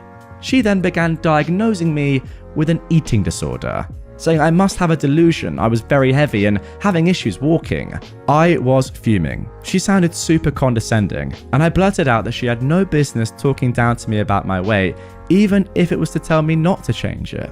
The other people overheard, and the girlfriend got really embarrassed and left with my friend soon after. Now, my boyfriend thinks that I should have explained why I need to keep my weight the same, but I don't think I should have to pull out my disability to get her to shut up. With long, loose pants, it's often hard to tell that I have a prosthetic leg.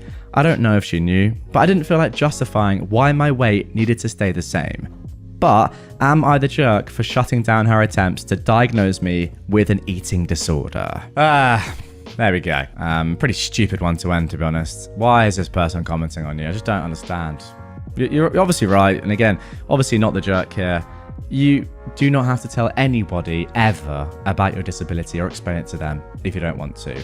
Yes, I concede that it might have helped her to understand why you were doing what you were doing, but also she has no right to even ask in the first place or even question it in the first place or comment on it. That is the truth. So it's completely up to you if you want to do that. It's also not up to your boyfriend to suggest that. It's up to you. It's your body at the end of the day. Now, with that being said, I do actually think if I was in this position, I mean, who knows, right? This woman could have had so many questions over the years about, oh, why are you eating this? Oh, you got a prosthetic leg, etc., etc. What happened? So she's probably sick of it. She is probably sick of it. I think that personally, I would give someone the benefit of the doubt and explain it to them the first time. But that is me sort of standing here without a disability that I've had to explain to people over the years. So I don't know if that's the case. But I think if someone was genuinely asking me legitimately, oh, by the way, why are you doing that? You look in good shape, you know what's going on, how come you're doing that? Then you can actually explain to them, oh no, it's not really because I'm out of shape, I just have to stay in this shape, otherwise I'll get extremely uncomfortable, which is abnormal, right? I think it's okay to explain once, just so people understand, but I don't know, it probably does get really frustrating over the years, and the way that this person has asked it means that I probably wouldn't even want to explain it to them when they're saying, oh, you must have an eating disorder. Yeah, to be fair, at that point, I'm shutting down, and I'm saying, nah, I'm not explaining anything to you. You don't deserve any sort of explanation. Am I the jerk for begging my girlfriend to uphold a sexist tradition just so she can make a good first impression? I have a big family that's incredibly close. We have big family dinners every few months where we all meet at my great-grandfather's estate and eat together. Typically how this works is that the women cook for the time they're there and the men don't, which I'm fully aware is sexist as hell. That being said, I am one of the youngest people in my family, and my protests mean literally nothing. Some of these women choose not to cook. However, this is usually met with a level of ostracizing. The women who don't cook are lives and long-term girlfriends, so they kind of already have a good family relationship doctored in. When I've seen new partners not cook, it's gone bad. Like completely ostracized, not speaking, cattiness, rudeness, etc. This dinner will be in 2 weeks, and my girlfriend was asked if she would attend. Initially, she said yes, which is great. I want for her to meet everyone and for everyone to get used to her being around. But when I explained to her the tradition, she was understandably bothered. I told her that I understood where she was coming from, however, it was best for everyone if she just played along. I told her this isn't a permanent thing, and I'm only asking her to do this so that she can avoid bad treatment from the rest of the family. This is her first impression, and I don't think it's best if we cause waves. She told me that it's unacceptable and that if she has to do that, she won't be going. I've tried to find a compromise with her on this, but she won't budge and she's angry at me. She told me that if I think it's acceptable to make her do this, I'm just as bad as everyone else. While my point is that she needs to make a good first impression. So, am I the jerk? Listen, traditions aside, this one is very, very simple in my opinion. Unfortunately, you're being the jerk here, OP. The fact that you know yourself that you're in the wrong, surely that's enough to think, hang on a second, do I really want to do this? Or is it time for me to be the first one to stand up against this very, very archaic and ultimately very backwards tradition that my family is still running with in the 21st century? I mean, that alone is embarrassing. And the fact that you don't have the balls to stand up for yourself and your girlfriend is even more embarrassing. Sorry, but I think that's the case. What about your family making a first good impression on her rather than the other way around? Surely it's a two-way street, right? She's checking out your family and seeing if that's compatible for her in the same way that they're meeting her for the first time. I think it works both ways, and ultimately, this is just sexist. Am I the jerk for leaving my husband at home while I spend the week at my brother's because of how he buys groceries? I've been in a committed relationship with my husband for 17 years, and overall, things have been great. We've had a few rough patches, but what's important to note is that while he earns more than me and is considered the main provider, I have a substantial trust fund that ensures we're financially stable. I work part-time as a teacher while attending university, earning less than him, and most of my income goes towards tuition. Our household income exceeds $200,000 annually, while the average in our area is below $50,000. One ongoing issue we have is my husband's frugality. He likes to control my spending and have the final say on how he uses his earnings. It's worth mentioning that I've never used any of his income, and I have no intention of doing so. However, the main point of contention between us is his frequent visits to food banks. Despite having more than enough food at home, he insists on going to food banks to save money. He intentionally looks disheveled and uses our beat-up car to blend in, even though he's never experienced food scarcity. I've explained to him the need for food donations in our community, even showing him social media posts from local food banks, but he remains indifferent. I suggested he volunteer or donate to gain first-hand experience, but he refuses.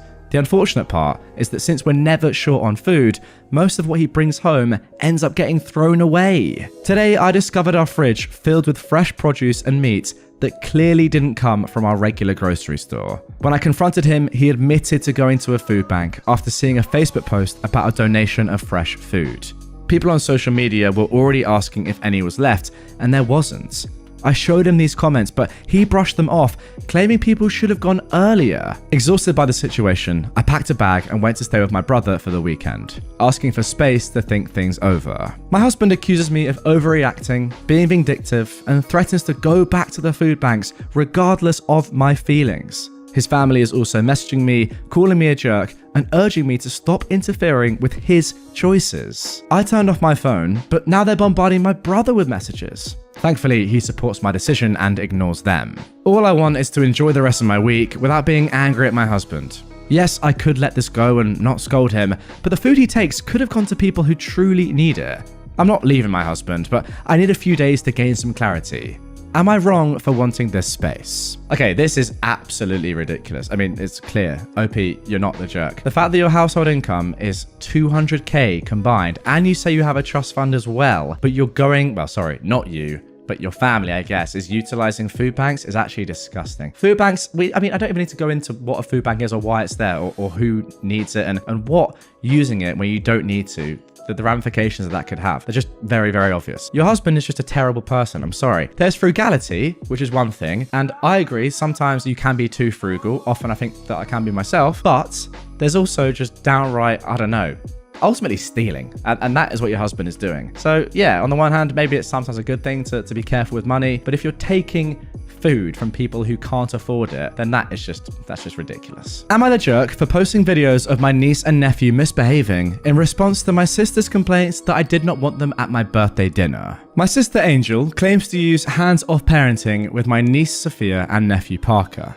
In actuality, Angel is entirely permissive and refuses to discipline them. She expects other adults to step in when Sophia and Parker's behavior is getting out of hand. For this reason, I asked Angel to get a babysitter for Sophia and Parker if she wanted to attend my 27th birthday. I love Sophia and Parker as their aunts, And at the same time, I want a peaceful evening to celebrate my birthday instead of dealing with Sophia and Parker's behavior, because I know Angel isn't going to discipline them herself. Angel acted understanding when I made this request and explained my reasons to her in person, but then she went online and made a Facebook post accusing me of hating Sophia and Parker and trying to punish Angel by only inviting our sister Jessica's kid, Megan, to my birthday dinner. Never mind that Megan is 17 and practically an adult herself. Several of our relatives and mutual acquaintances called me out and said that I was a jerk and was excluding a 10 and 7-year-old. I responded to Angel's post by sharing 2 videos of Sophia and Parker misbehaving while Angel did nothing. The first video was a recording taken by Megan, where Sophia and Parker were throwing tantrums and yelling at her. Megan was trying to calm Sophia and Parker down, while Angel was on her tablet ignoring the situation. The other video was one that Angel took. Sophia and Parker were yelling, throwing toys at each other, and Parker even called his sister a bad word. Angel was laughing as if it were funny, and was again doing nothing to discipline Sophia or Parker. I wrote alongside the videos that I love Sophia and Parker as their aunts, but at the same time, I want a peaceful evening to celebrate my birthday. And I don't want to be stuck disciplining Sophia and Parker, because clearly Angel won't.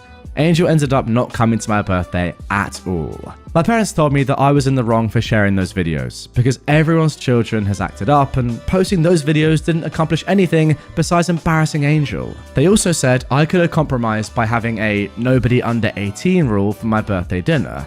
Megan would not be able to attend, but then Sophia and Parker wouldn't feel excluded. But I do not see how that would be fair to myself or Megan. So, am I the jerk for wanting to make compromises for my birthday dinner? Okay, definitely not the jerk here, OP. I actually think the way you went about this was brilliant. If you're being called out online by someone when it's completely just not factual, then you're well within your rights to do exactly what you did in this situation. The thing that I like about it is that you didn't just get really annoyed, which to be honest, I reckon I would have done, and just posted the videos and left it at that and said, no, this is the reality. You actually came with a little bit of, kindness and said, look, I do love you guys. However, this is the truth. And this is my birthday and I can kind of do what I want. And also, yeah, of course you could put in a nobody under 18 rule, but the fact of the matter is you want Megan to be there because it's your birthday and you want Megan to be there. So that's completely fine. It's your birthday. You can invite whoever you want. And yeah, for my 27th, I don't really want a 10 and a 7-year-old who are very poorly behaved to be there either. Makes sense. Am I the jerk for lashing out at my family for calling my fiance my second wife? Years ago, I was married to a close friend. We were roommates, adopted a dog together, and lived together since college until our mid-late 20s, married at 24 and 25. However, we were never actually romantically involved. She wasn't interested in marriage and also questioning her sexuality at the time, but her family was ultra traditional and messy for many other reasons and kept pushing her to settle down. I'd just gotten out of a rough long-term relationship and we kind of both just said, screw it. We basically were kind of living like a married couple. Let's get married for the convenience. So we did the paperwork for it, but we never had a wedding. We were also never romantically involved. She just wasn't my type and I wasn't hers. My family knew she wasn't my wife in the traditional sense. They did heavily disapprove though. When I started getting back into the dating scene, we split up and legally divorced. She remains one of my close friends to this very day, and I care for her a lot. It's been a few years, and I'm now 32 with a lovely fiance who I cannot wait to marry. However, ever since I announced the engagement, my family has been making weird comments like, oh, so Roxy, my dog, is getting a new stepmom. Wife number 2 at 32, huh? That's a lot of wives for your age. Let's hope the second one lasts. It makes both me and my fiance uncomfortable. I keep on saying that my close friend wasn't really my wife in the traditional sense, but my family brushes me off by saying that they're just joking, or she is technically my second wife anyway, so it's not like they're wrong. Today at breakfast though, I blew up at them and called them disrespectful and rude for belittling my relationship. My mum and my sister both said that if I didn't want to hear these statements, I shouldn't have married my close friend. I threatened to not invite them to the wedding, and now things are super tense. So, am I the jerk? Well, I think that is 3 not the jerks in a row. Quite obvious ones in my opinion as well. I mean, there's just no way that you're in the wrong here. Yeah, a couple of jokes here and there are fine, but if they're in front of you and your fiance, I mean, that's just not that funny, is it? If you imagine coming into that as the new fiance, especially given that the first relationship wasn't even a real relationship. Like, it wasn't really a marriage, was it? It was a marriage of convenience at best, at most. In reality, it was literally just signing a contract for both of your benefits, because why not? I think it's just poor, isn't it? One joke once in a while, maybe that's enough. But if you've said to your family, like, you know, this is actually making me and my fiance uncomfortable now, can you please not? Then that should be the time to stop. And if they're getting annoyed by that, then I don't know, they've got issues themselves. For sure. Would I be the jerk if I go around my brother and sister-in-law and buy my nephew the Lego Roman Colosseum after they returned his original one? It was returned after my nephew refused to build it with his profoundly mentally disabled sister. I mean, just off the bat here, what is that for a title? My family and my brother's family visited my parents at their vacation house for Memorial Day weekend. There, I noticed that my normally energetic nephew, a 14-year-old, seemed very upset at something. I pulled him aside and asked him if there was anything wrong. He told me that his parents promised to buy him the Lego Roman Colosseum. My nephew is a huge ancient history buff, if he did well in school. But when the package arrived, they said that he should be a good brother and let his sister, who is 11, help. My nephew told them that having his sister help was pointless since she's completely non-verbal and has a habit of kicking things when she gets upset. As a result, my nephew had his Lego set returned for talking back and being disrespectful. After we went back home, I asked my brother if what my nephew said was true. He said that it was. I then asked if my nephew said anything in particular. For example, calling his sister a vegetable, beyond calling the idea of letting his sister help ridiculous. He said no. I told my husband that I'm seriously considering buying my nephew that Lego Roman Colosseum for his upcoming birthday in August, as my brother and sister-in-law were being completely ridiculous. My husband agreed that my brother and sister-in-law were being ridiculous, but didn't like the idea of me replacing the returned Lego set. He said that I'd be undermining their parenting and provoking an unneeded conflict between our two families. Okay, the sentiment here is good, I think. Overall, you didn't feel like it was fair in the first place, and you're being generous and you want to buy, you know, a nice gift for your nephew. But I think that's it. I think that's where the sentiment ends. And in reality, you are kind of going behind your nephew's parents' backs here, right? Because they're the ones that ultimately have to parent their child. And they've made that decision to say, look, no, you can't do this. You need to involve your sister. And if you're then undermining them and saying secretly, no, you can have it. First of all, that's going to completely screw with your nephew's mind. Second of all, it's just completely going behind your own siblings' backs, which is a terrible thing to do. And thirdly, it's just weird, isn't it? Like, at the very least, you'd ask and say, I know this happened before. Can I get this for him? You know, is there a lesson there? But doing it secretly is just very, very strange. And yeah, I mean, ultimately, wouldn't any good parent say, especially when you have a mentally disabled sister, yes, let her do it with you? I mean, surely that's just the fairest way of doing it, right? I mean, I'm not trying to parent here, but I'm just saying you got to let the parents parent whatever they want to do. And yeah, definitely don't do it without asking. Am I the jerk for prioritizing my daughter's school performance over her emotional well-being after her mother's death? I am a 39-year-old man, and I feel conflicted about a recent decision I made regarding my teenage daughter, who is 16, following the death of her mother. I can't help but wonder if I made a huge mistake, so I'm turning to you, Reddit, to pass judgment on whether or not I am the jerk in this situation. Since my wife's passing, life has been tough for the both of us. Dealing with my own grief while trying to provide for her has been a challenge. My daughter has been extremely distraught, and I can see how much she's struggling emotionally. However, when she asked me for time off from school to process her grief, I ended up prioritizing her academic performance instead. I'll admit, I've always been a stickler for education, and my daughter is a bright student who excels in her studies, particularly maths and science, which are very important, and I wouldn't want to jeopardize that. When she approached me, I couldn't help but think about how it would impact her grades and future prospects. I was concerned that missing school would lead to a drop in her academic performance and potentially hinder her chances of getting into a good college. So instead of allowing her to take some time off, I suggested that she continue attending school and told her that I believe that maintaining a routine and focusing on her education would provide stability and keep her on track. Apparently, my daughter was devastated by my decision. She accused me of not caring about her feelings and prioritizing her school performance over her emotional well-being. She believes that I'm being callous and unfeeling, dismissing her need for time to heal. So, Reddit, am I the jerk for putting my daughter's school performance ahead of her emotional well-being, as she put it, and the death of her mother?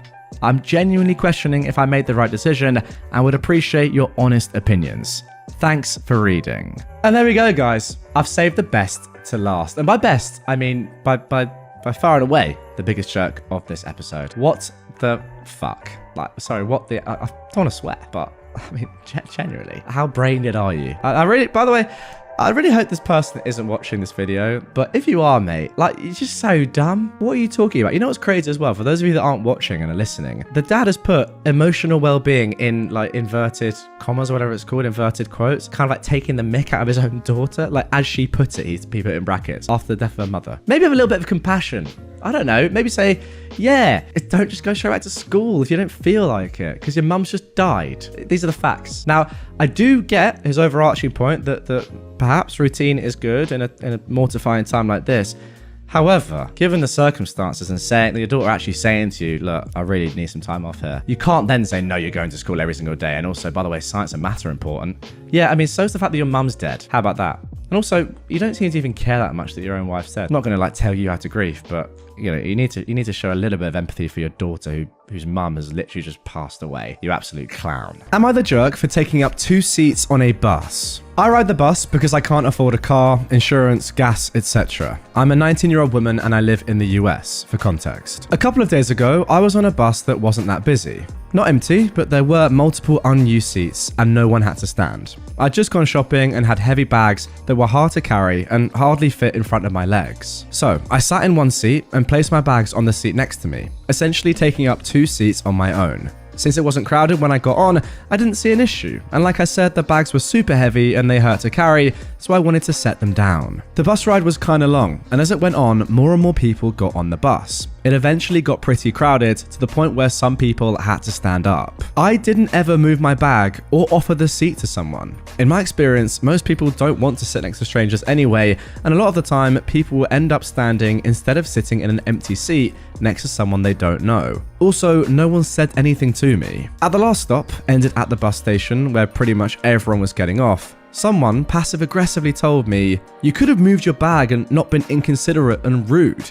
Everyone wants to sit, not just you," or something along those lines. I didn't really respond because I didn't know what to say. The person who said that never asked me to move my stuff, and if they did, I probably would have. So I don't understand how I was being rude. They could have asked during the ride instead of insulting me after it was already done. Buses are also generally first come first serve, so I think my behavior was normal.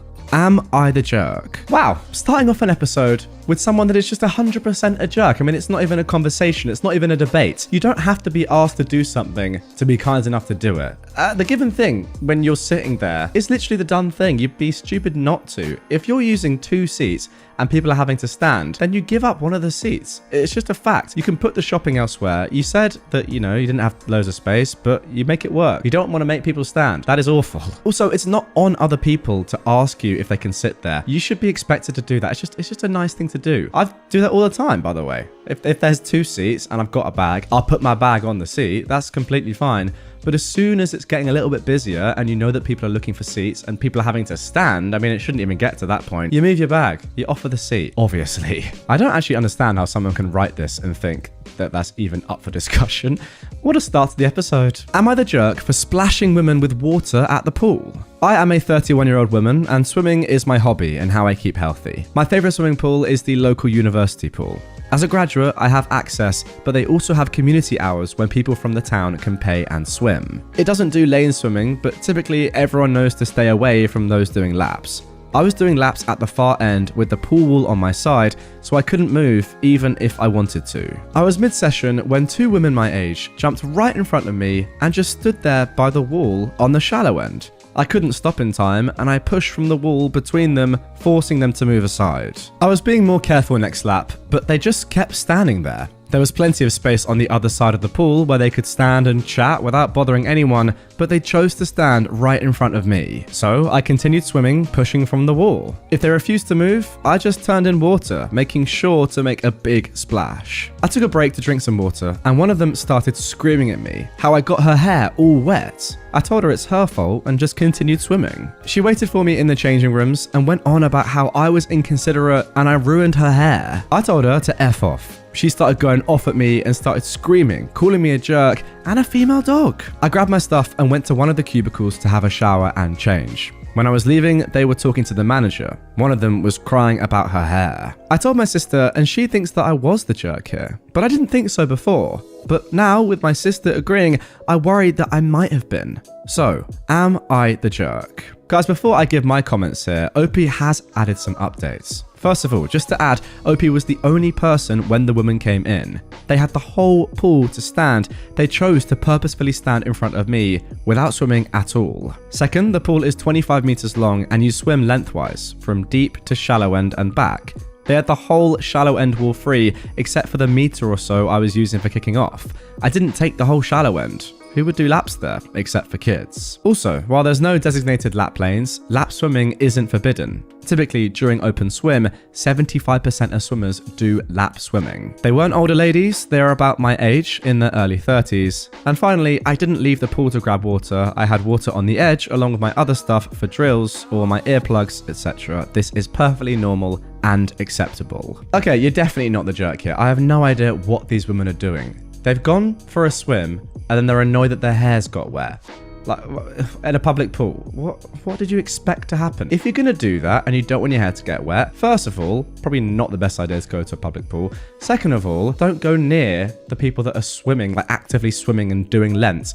And thirdly, just wear a swim cap. Obviously, again. I would say that you could have perhaps asked them the first time, you know, taken 30 seconds just to say, by the way, ladies, I'm doing some lengths. Would you mind moving to another part of the pool? But then again, it is kind of obvious that you're doing lengths. And if the rest of the pool is open for them, including the majority of the shallow end, to sit and chat and do whatever they want and not get in your way, and that's kind of on them for not doing that, and they really can't complain that much. Am I the jerk for not being upset that my friend's dog could die because of me? I was hosting a big garden party at the weekend. I invited my entire friend group plus their partners. Now, one of my friends takes her dog everywhere. I told her no pets were allowed. Although it was a garden party, we were in and out of my home, and I have 4 cats. My cats do not like dogs, and neither do I. Anyway, my friend showed up with her dog.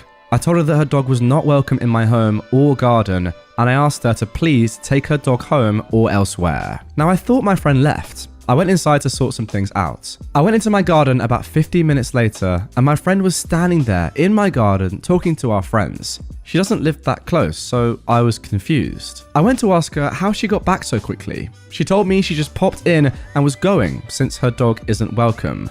I asked her then where her dog is, and she shrugged her shoulders and said he was around. I went looking and found him at the bottom of the garden, eating my crops and making a mess. I was angry and told my friend to get her dog off my property. A few hours later, she called me asking me what her dog ate. I had no clue. My gardener plants and attends everything, and I told her I didn't know, but I told her he'd made a huge mess, dug things up, and clearly eaten things. She shouted at me that her dog is sick and that I need to find out what the dog ate. I told her I had no idea, but I texted my gardener to ask, but it was really her problem. I did send the text, but my gardener didn't answer. My friend then called again, wanting to know what her dog ate, but I told her I still didn't know. She told me I obviously don't care if her dog dies and called me a jerk. Now, I still don't know what her dog ate, but apparently he is very sick and might die.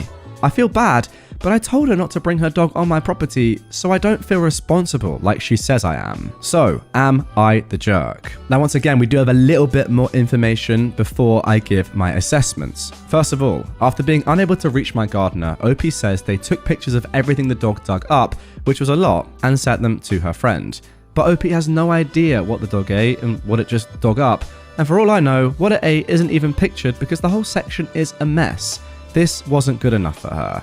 She wants me to tell her exactly what it ate, and I just don't know. And I don't want to spend hours trying to figure it out when I don't even know if it can be figured out. Next point, my cats are house cats. They don't go in my garden and aren't at risk of getting sick from whatever my gardener is growing. My garden is huge, and what is growing changes often, so no, I don't keep track of what is planted. And then one final update. OP actually blocked their now ex-friend after dozens of nasty calls and texts, but got an update from a mutual friend. The dog is at dog hospital. The dog's pretty sick, but it is expected to make a full recovery. I managed to contact my gardener eventually. It looks like the dog ate some potatoes or something.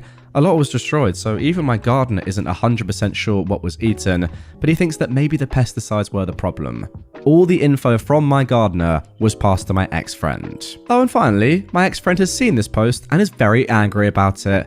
Everyone say hi to Suzanne. Suzanne, if you're watching, first of all, really hope you're enjoying the content and especially that last story. And second of all, subscribe and follow for more because loads more stories about jerks like you coming right up. Speaking of which, you are a jerk. I know that's tough to hear, but don't click off. I need the retention. Thanks. I'll explain to you why in a hopefully a kind, considerate way. You're stupid. Is that enough? Are you still watching? Okay, well, look, I'll be honest.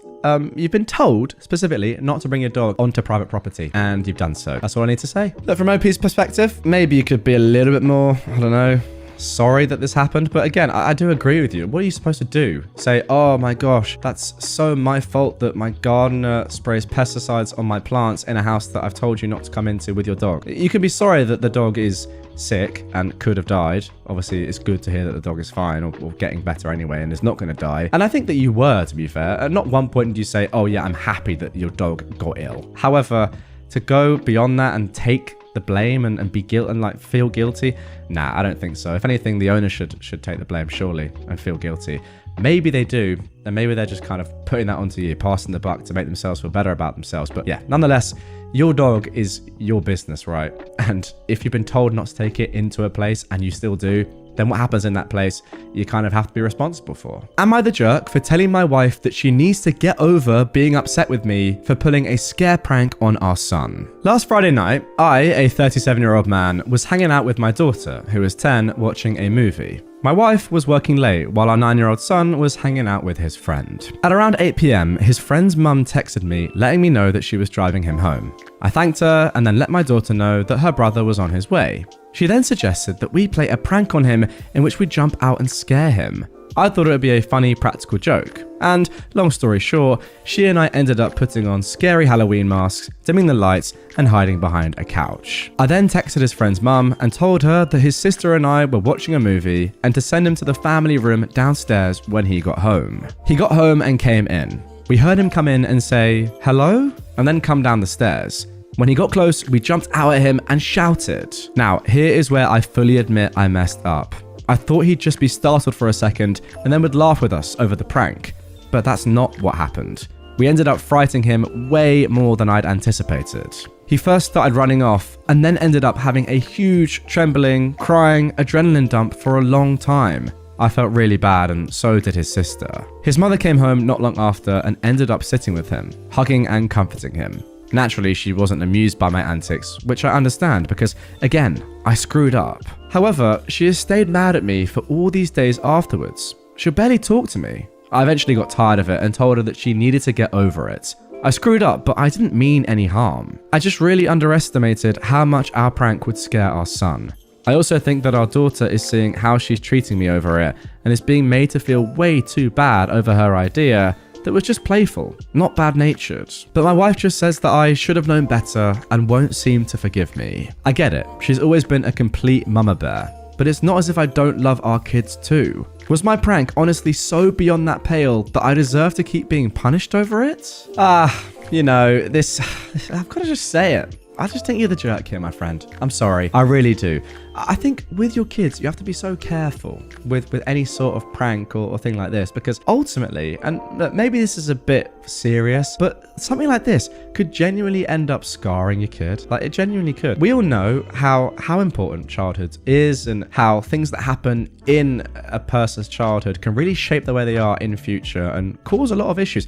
Can cause some great things, but can cause a lot of issues as well. I don't know. I think the reaction that your kid had to this was so major that you probably should have known it was a possibility. You know, your son's 9. I presume you know them very well. If there was ever any kind of doubt in your mind that this could have happened, which I believe you should have had that doubt, right? Given that it did, and he's your 9-year-old son, then you shouldn't have done it. And like, I get it. It was meant to be an innocent prank. It went wrong. And you know, in general, pranks recently, at least on social media, have got a lot of backlash for just not being at all funny. But I still think personally there's place in the world for just casual pranks that aren't malicious. Like this maybe could have been, but I don't know. It just went way too far, and I have to agree with your wife. You probably should have known better. And yeah, she's gonna be angry with you for a while. You're gonna have to take that. Don't worry though, It's not going to change everything long term. You'll be fine. Just, yeah, I definitely don't think that she's in the wrong for still being upset over you literally traumatizing your own son. Am I the jerk for not trying harder to let my ex know our son passed? Both myself, a woman, and my partner, a man, were 28 when I found out I was pregnant. Together 4 years. Personally, I didn't want the child. My work was offering potential advances within my position, and I was excited for it. But after a lot of talking, we decided to go forward with it. When I was around 20 weeks, just after finding out the gender, he disappeared. I couldn't contact him, he wouldn't answer the phone or messages. I got worried and messaged his mother and found out he was living back with her and was overwhelmed with the situation. He kept paying his part of the bills over to my bank account each month, but I received no contact. I even tried going over, but nothing. By about 27 weeks, I gave up trying. I gave up crying, and I just got on with what I thought was a future as a single mother. I brought everything needed over the next couple of weeks, and I set it all up. At 31 weeks, I started having pains, but I put it down to Braxton Hicks. Just before 32 weeks, my waters went and I went into labor, with the baby coming very quickly. He went straight to NICU. I messaged and rang my ex and his mother, but no response. Less than a week later, my son passed due to complications of early birth. I again tried to contact my ex and his mother. I left voicemails and messages, but nothing. The next few weeks were a blur, but with the help of my mother and father, his funeral was arranged. They tried to contact my ex and his mother also, but still nothing.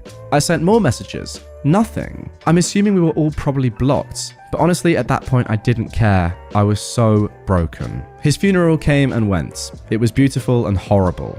I stopped messaging and I told my family not to bother after the funeral had passed. I couldn't deal with it anymore. Now, about 5 months after his birth/death, my ex turned up. He let himself in. I wasn't at home, but when I got back, he was instantly hostile. The flat was clearly not set up for, nor accommodating a small child. He demanded to see his son. I broke down and told him what happened. I've never seen him so sad and angry. He stormed out, slamming the door on his way. Within half an hour, I got a nasty call from his mother, followed by messages from siblings and other family. How dare I not let them know something so serious? How could I hide something like that out of petty spite? I truly didn't. I tried, but I couldn't keep trying. It's been nearly 3 weeks now of them being awful. I was speaking to my sister this weekend and she said, to be fair, it was a bit of a bad move to not keep trying. They deserve to know. Was it? I tried so hard to let them know, but I was struggling so hard too. I lost my son too. So, am I the jerk? Should I have done more? Okay, this story is actually just insane. Like, it's actually nuts. Why is he coming back into your life 5 months later demanding to see his son? It's just so weird. Like, he's the one that left. He's the one that just abandoned you. And yeah, let's be honest, almost definitely did block your numbers. Like, numbers plural, right? It wasn't just you trying to get a hold of him and his mum. It is mental. Like, surely you know, right? Like, does he just not care? But then why is he making a show and dance and coming back into your life? And also, change your locks, please. Why does your ex still have a key? I know he was your son's dad, or your kid's dad, but still, like, he should not have a key to your house after you've broken up and been broken up for a long time. And given it was in this nature, the way that you broke up, him just dipping out. No, it's definitely not your fault. And also, you tried so hard in the first place and for an extended period of time. Ultimately, asking you to continue to try hard after all that time, it's just really tough on you, because every time you're trying to get in contact with your ex and his mum, it's just, you know, bringing up those same emotions of the fact that your child passed away. Who would do that? To be honest, I'm impressed that you did it for as long as you did. And yeah, no way are you the jerk here. And now for our final post of this episode. Am I the jerk for ignoring my soon-to-be stepmom when she kept calling me by the wrong name? I am a 16-year-old girl, and my name is Andy. Just Andy. My mum's dad passed away just a few days before she found out she was pregnant. My mum was very close with her dad, and his name was Andrew. He also went by Andy. By the way, for those of you not watching, it's Andy with an I on the end instead of the normal Y. The technical female version of Andrew is Andrea, but neither my mum nor dad liked the name. But my mum wanted to honor her dad in some way, so I got named Andy. Now, I love my name. I think it fits me. My parents got divorced when I was 8, and I live with my mum most of the time, but visit my dad every other weekend, as well as holidays. 3 years ago, my dad started dating his now fiancée, Kate. Now, Kate, for some reason, when we met, assumed my name was Andrea. I explained to her it was just Andy, but she kept calling me Andrea. I ended up telling my mum about it, and she told me just to ignore Kate until she calls me Andy. Well, this past weekend, I was at my dad's, and we were visiting some of Kate's family. She kept calling over for Andrea, and of course, I ignored her. She got mad and said, "Why am I ignoring her?" And I said, "Because that's not my name, and you know this." Her dad and brother basically laughed, saying they thought I just went by Andy as a nickname. And I said, "No, it is just Andy." They then asked Kate why she's been calling me Andrea then. Well, Kate later got mad, calling me a brat for embarrassing her. She went on to say I knew who she was talking about and that I should have just gone with it, but I was being a jerk. I honestly kind of feel like in that instance, I should have just answered to Andrea, but I don't know.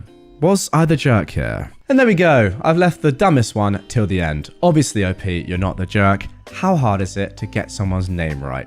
Ultimately, this person knows what they're doing. It's a fact. Kate knows. Kate, she just knows. It's not that hard to get someone's name right. Fine, you're allowed 1 or 2 errors at the start, but then it's on you to make that change. And if you don't do it, you're just being pretty horrible, to be honest.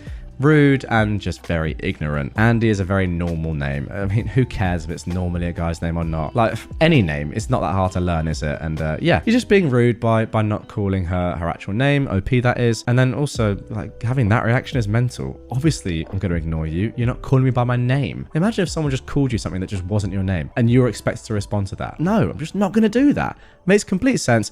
OP, you're not the jerk, of course. Am I the jerk for not telling my girlfriend that my parents are gay? I am a 25-year-old man, and I have 2 parents. My birth dad, John, who's 48, and my other dad, Dwayne, who's 45. I call my birth dad, John, Dad, and I call my other dad, Dwayne, Pops. My birth dad, John, was married to my mum for a few years. Then she left my dad, and yeah. They ended up divorcing, and now she's somewhere in California. I don't know where or what she's doing. I haven't talked to her in ages. So Dad and Pops, I'm super close with. They are the best parents any child could ask for. I love both of them and they've always been with me. My dad introduced me to Pops when I was a little boy and they told me they were in a relationship. And I was all for it because I saw my dad become lonely and sad when he was single. So seeing the fact that my dad loves someone and has a life partner made me super happy. Pops and Dad got married and we've been living an amazing life. I'm probably more close to Pops than my own dad due to the fact that Pops is really cool and laid back.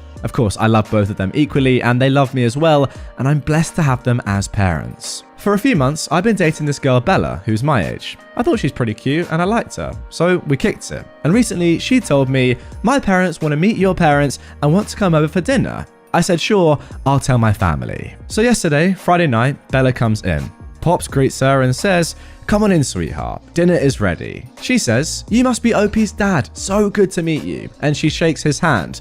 And then she sees Dad come out of the kitchen. He's holding the mac and cheese tray with the mittens and is putting it on the table. Then Bella says, "Who's he?" I said, "Oh, that's my dad." She said, "I thought he's your dad," referring to Pops. I say, "Yeah, that's my Pops and that's my dad."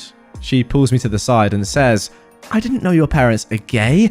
Oh my god, why didn't you tell me?" I genuinely didn't know why. Would that be an issue or something? Because you're dating me, not my parents and all, so it shouldn't matter. But I guess it's a concern for her. Her parents come to the door after they park the car, and Bella tells her parents, "Let's leave."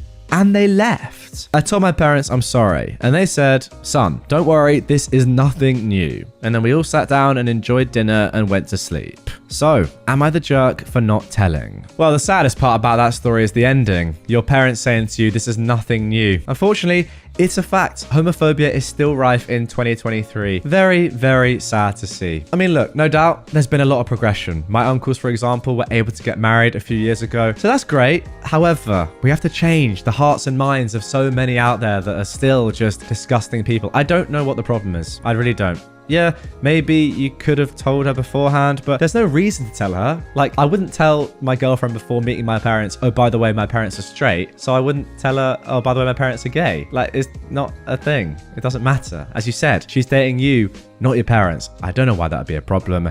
Yeah, just simple homophobia, and that's very sad to see, but at least now you know. That's always a positive. Am I the jerk for falsely accusing a veteran of stolen valor when she couldn't give any details about her service? I am a 34-year-old man, and I served as a captain in the Marine Corps. I've left the service, and right now I'm doing an MBA. One of my classmates, a 31-year-old woman who we'll call Jess, is very gentle, very soft-spoken, and unassuming. Jess and I were working together on a case study once, and I started opening up to her about my military service and all the lessons that I've learned from the Corps. Jess enthusiastically told me, "That's so cool. I was a surface warfare officer in the Navy." I immediately felt suspicious about this claim. As I said, Jess is very demure, and she doesn't really have the bravado that is required in the military environment. At least I feel like a certain amount of bravado is required. Yes, I still humoured her, and I began asking about the details of her military experience, where she deployed, what courses she went through, what ship she served on, etc, etc. Suddenly, Jess got all tight-lipped and she couldn't say anything specific about military life. She kept making excuses along the lines of, "It just wasn't a good period of my life, and I'd rather not talk about it." Eventually, I felt like I'd done enough snooping around, and I bluntly told her that she was BSing, and that I'd rather not work with a phony. I talked about this experience with my friend Max at our school's veterans organisation. I told Max to be wary of anything Jess says. Max responded by telling me that Jess did serve. He's seen her paperwork and ID and everything, and that in fact, one of her MBA recommendation letters was written by a retired Rear Admiral who held Jess in high regard. Whoops. The next time I met Jess, before our class started, I tried to act chummy towards her and make up for accusing her of being a liar. She laughed in my face and told me to pan sound poorly. And for those of you who don't know, yes, she was being derisive here. So, am I the jerk? Yeah, this is just making me cringe horrifically. It's just so embarrassing. I can just like see this in my mind. I can hear OP's tone of voice saying, yeah, you're not military. I am, by the way, just gloating horrifically and trying to catch someone out when there's just no need to. It's just like, it's giving absolute jealousy vibes here, and just, you know, arrogance and trying to make your ego feel amazing and just, you know, feeling good about yourself for no real reason, putting other people down. I don't see the point. Why does she have to prove to you that she was in the military? She doesn't. Can't you yourself just be happy that you were in the military and be proud of what you did, and that can be that, and not just like be really cynical about someone else? It's just embarrassing. And yeah, saying pound sand poorly, take it, you know, you deserve it. I'm sorry. If anything, she should have gone harder than that. I'm sorry. It's quite embarrassing from your perspective that you are undermining someone who's put, you know, their country first and spent all those years in the Navy, for you just to say, yeah, I don't believe you. I'm calling BS. And you're downright wrong. Embarrassing, arrogance personified. You are the jerk. Yeah, I've just read this comment right here. You're the jerk, and I'm guessing being a veteran is 90% of your personality. I'm sure he works it into every conversation possible. Exactly. Am I the jerk for telling my girlfriend that I told her so after one of her male friends tried to get with her? My girlfriend and I have been together for about a year now. My girlfriend has more than a few guy friends, and I'm not one of those guys that thinks men and women can't be friends. However, with two of these guys, it's very clear that they want more than just friendship with her. Like, clear as day, to the point where I don't get how she doesn't see it. If I can notice just by the weird energy they try to exude when I'm present, she should be able to get it too, right? Wrong. Anytime I pointed this out, she gets upset with me. She tells me that I'm being jealous and reading into things that aren't there. I argue back that I'm just letting her know, and as a guy, I can probably tell much better than she can, since women tend to be a little slow regarding things like this. So, 2 nights ago, she was hanging out with her friends and this guy was present. From what she told me, they were all drinking and he said some things that implied he'd want to be with her. She was made uncomfortable by this and the night ended shortly after. Fast forward to yesterday morning. She got a series of texts apologizing for what he said, but then backpedaling and saying he would treat her so much better than me and that she's wasting her time with me. She of course said no and was upset with him. After she told me, I just read the text and simply said, "Wow, who could have seen this coming?" a bit sarcastically. This set her off and she got mad. She said that I was being such a huge jerk to her and she had no way of seeing this coming. She's been angry at me since. So, am I the jerk? Okay then, interesting one here. I actually don't think you're in the wrong here for the overall context of what happened. You know, what you said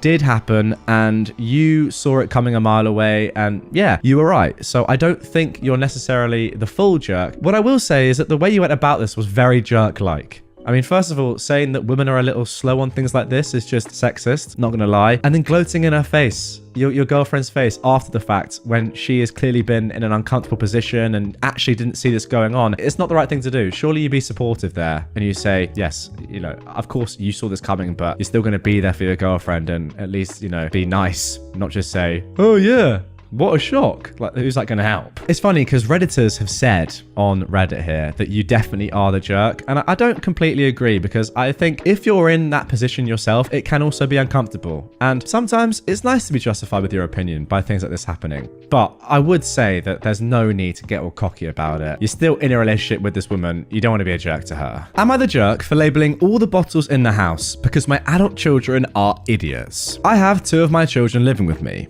One has graduated from college and the other is a junior. I have to purchase medicated shampoo because of a scalp condition. It's by prescription and it's expensive. It also comes in packaging that is meant to be stored upright, not on its side, and definitely not upside down. My daughter has her hair products in the shower and I do not touch them. My son also keeps his Axe body wash, shampoo, conditioner, women repellent in the shower. I also do not touch it, since I have zero desire to smell like a high school locker room. I keep my shampoo in there as well, since it's my house and I can keep my stuff wherever I want. For some reason, the 2 of them cannot understand that not all packaging is meant to be upside down. They've already wasted an entire bottle of my shampoo by storing it upside down after they touched it for some reason.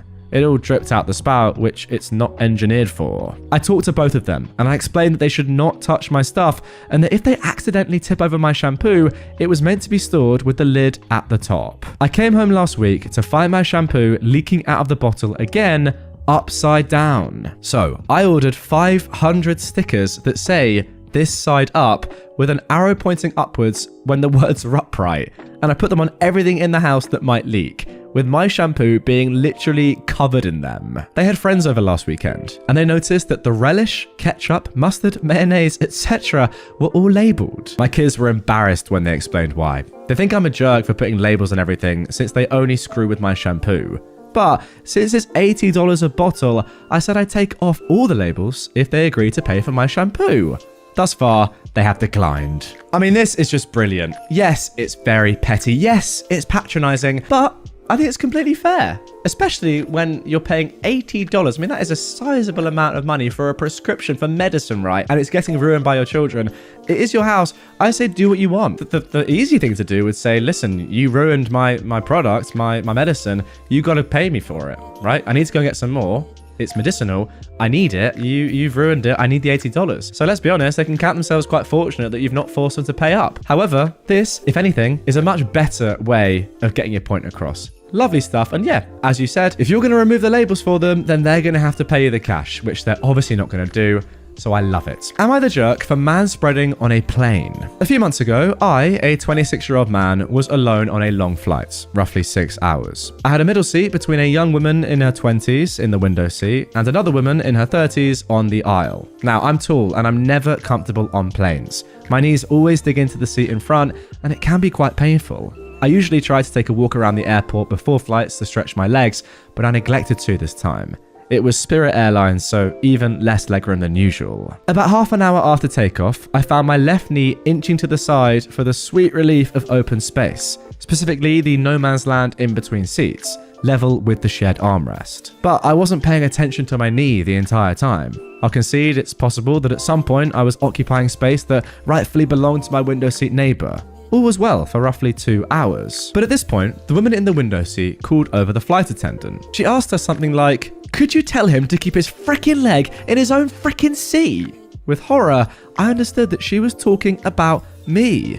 I instantly retracted my leg in deep shame. She added something about his enormous pee-pee. My understanding was that it was meant to be a snide reference to the idea that spreading your legs is about male genital comfort. But she wasn't speaking very clearly, and the flight attendant didn't seem to understand her. The flight attendant asked her some sort of clarifying question, but she didn't answer, and eventually the attendant went away. I'd been shocked into silence, but when the attendant left, I frantically began to apologize. However, she refused to speak to me. She acted like she didn't hear me. Instead, she started furiously texting on her phone. Yes, texting during a flight, I thought it was weird too.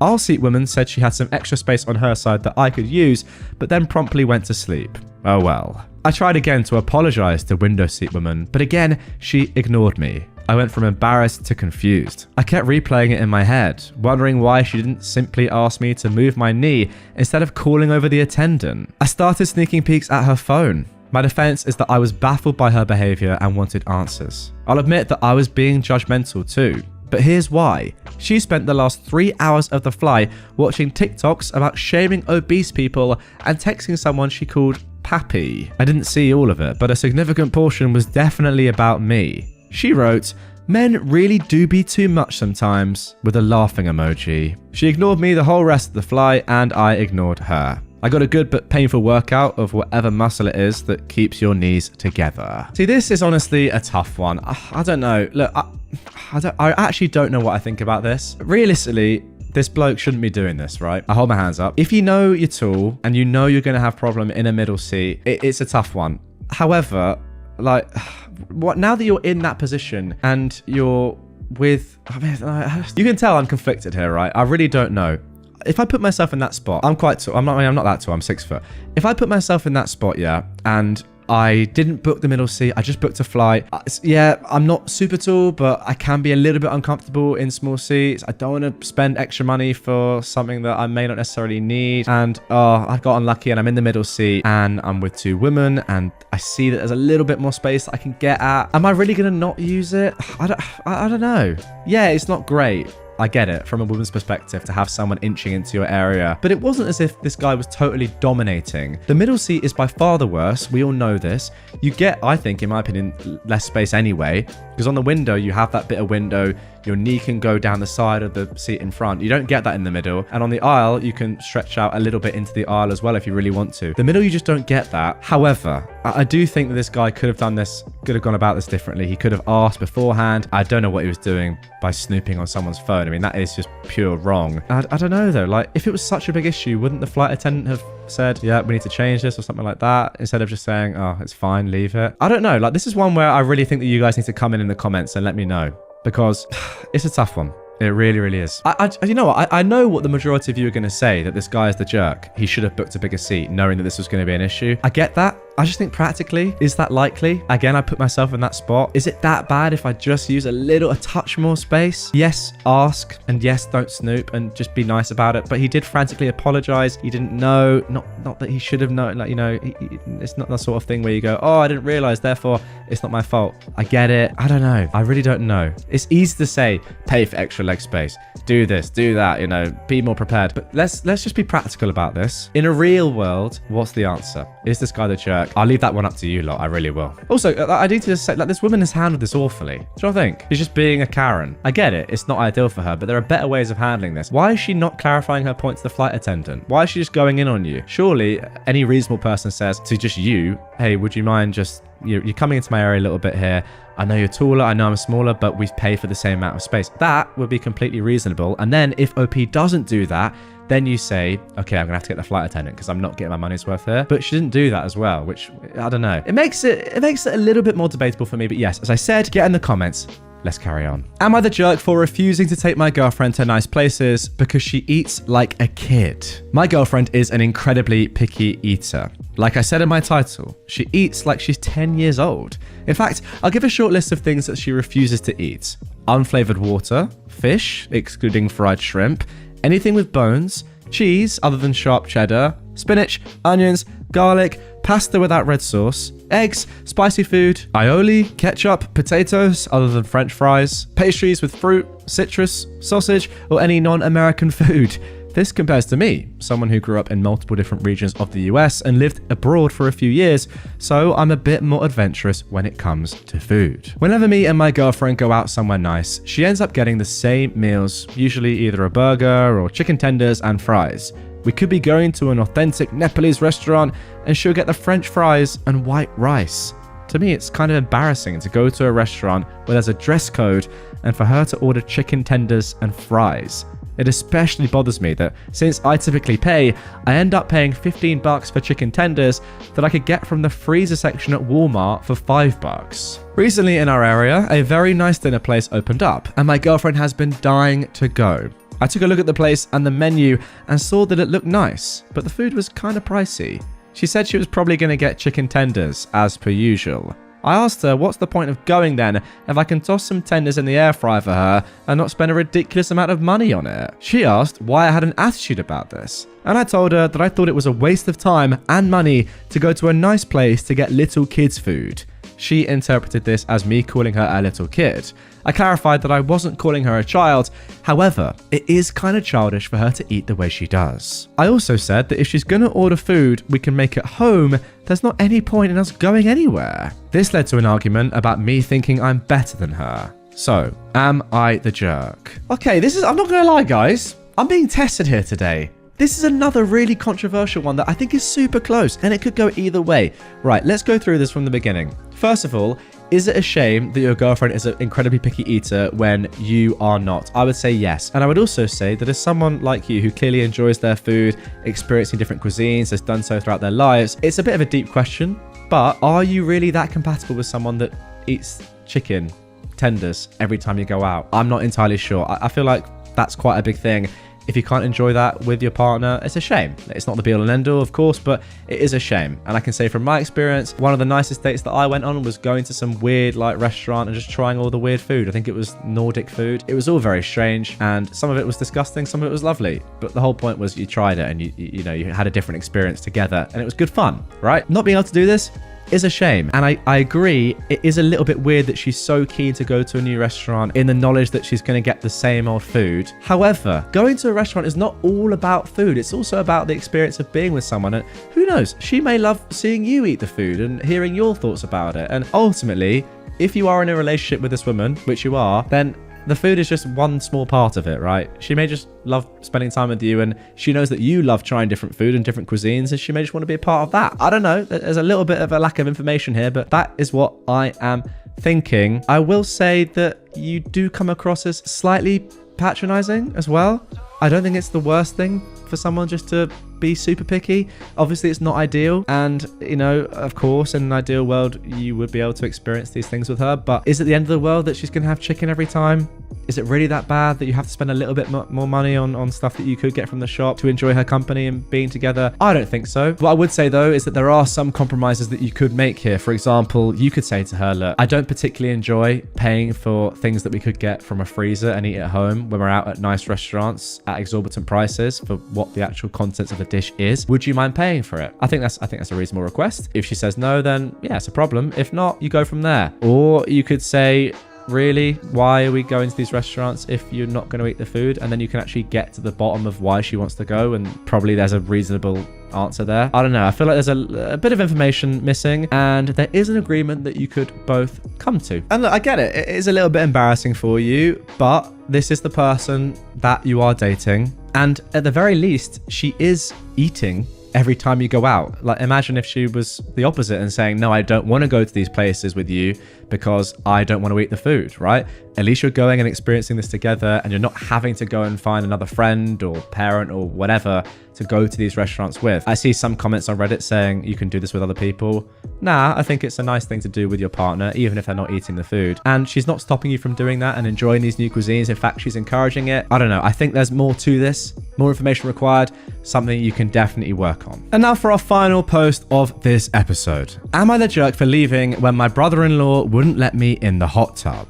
My brother-in-law just bought a new house. He lives about 4 hours from us. Last weekend, my husband and I went to visit him for a few days and see the house for the first time. Long story short, I got my period while I was sleeping, and the guest room sheets had a small bloodstain, about the size of a quarter. My husband helped me to strip the bed, and I went down to the laundry room to pre-tree and then wash the sheets. When they were done, the bloodstain was 100% gone, but when we told my brother-in-law, he looked completely disgusted. He inspected the sheets super closely for a very long time. And finally, I was like, Jesus, if you're looking that closely and can't find the stain, can't you trust me that I got it out? He seemed really put out by the whole thing. That night, we had plans to hang out in my brother-in-law's hot tub in the backyard. But after dinner, he told me that I wasn't allowed in the hot tub because of my period. I was shocked, and I explained that the nighttime leak was because I hadn't been expecting my period and I'd been fast asleep all night, but that it was perfectly safe and sanitary for me to put in a tampon and sit in the hot tub for an hour. But he wouldn't budge. My husband had my back and told him that he was being ridiculous, and it ended up turning into a big argument. Eventually, my husband and I decided to pack our stuff and stay at a nearby hotel, and then we drove home the next morning. Now my brother-in-law is fuming at us for leaving and for not respecting his home. He also Venmo requested my husband $100 for new sheets, which he's refusing to pay. But trust that if the stain hadn't come out, we would have been happy to replace them. He told his whole side of the family, who have decided to fully stay out of it. Now, I wish they had our backs, but at least they're not piling onto us. So, are my husband and I jerks for leaving and not paying for the sheets? I mean, obviously not. What a way to end the episode with someone that is so dumb that I want to use stronger words to describe him. How thick can you possibly be? Right, how about this, right? Think about this. The Olympics, an amazing sporting event. An event that, personally, I absolutely love. Now, go with me on this analogy. Trust me, do. Because we'll get there eventually. Now, in the Olympics, they have some things called water sports. Ooh. For example, swimming, diving, synchronized swimming, plus others. Water polo, for example. Now, if a woman, an athlete, who is going to be competing in the Olympics in one of these water sports, gets their period during the Olympics, which, by the way, lasts for 2 weeks. Oh, that's a real shame, because they're not going to be allowed to compete in the Olympics anymore, because there'll be blood everywhere, and it'll be disgusting. Oh, wait, that's not what happens. I'm sorry, this guy's so dumb. I think like he needs a biology lesson or some sort of lesson on tampons or just periods in general. If women weren't allowed to go in water when they're on their period, then that would just be absolutely ridiculous. And frankly, the Olympics would have to be cancelled. I mean, imagine all female athletes on their period at once. What are you meant to do? Swimming's cancelled. Synchronized swimming is done. Yeah, I don't care if you've got a ticket. There's no more athletics. It's a shame, isn't it? It really is a shame. But I mean, what? Cancel the steeplechase. If you know, you know. That is. I don't know if that'd be interesting. Yeah. All in all, a very, very stupid man, just epitomized by the fact that he wanted you to pay for sheets when there was not even a bloodstain. Ugh. Anyone reasonable would just say, yeah, it happens. No worries, guys. And by the way, thanks for sorting it. I actually really appreciate that. But no, not your brother. What an idiot. Am I the jerk for stealing my cat? So I, a 21-year-old woman, have a beautiful brown cat, Midge. She's still a baby and is 10 months old. I found her outside of my work when she was about 2 to 3 months old, and I immediately fell in love with her. We've had the best time together, and her being my first pet since moving out makes me even happier. My cousin, Tanya, who is 15, visits me a lot since we live in the same city and I enjoy having her. She also really likes cats, but since her father is allergic, they don't have any at home. She really loves coming over to see Midge, and I'm glad to be able to provide her with Midge's presence. School recently started, and before I go back to full-time student, I've been having to work almost 45 hours a week to afford my lifestyle for the next couple of months. Since I was busy, I let her have the responsibility of taking care of Midge, such as feeding her, cleaning her litter box, etc. It was going really well. Now, one time I didn't have the chance to take Tanya home since I was going to be at work, so I gave her my spare key to lock up and I scheduled an Uber to take her to her house. When I came home 8 hours later, Midge was gone. I called Tanya and she swore that Midge was home when she left, but after a couple of hours, my brother called asking when I gave Midge to Tanya.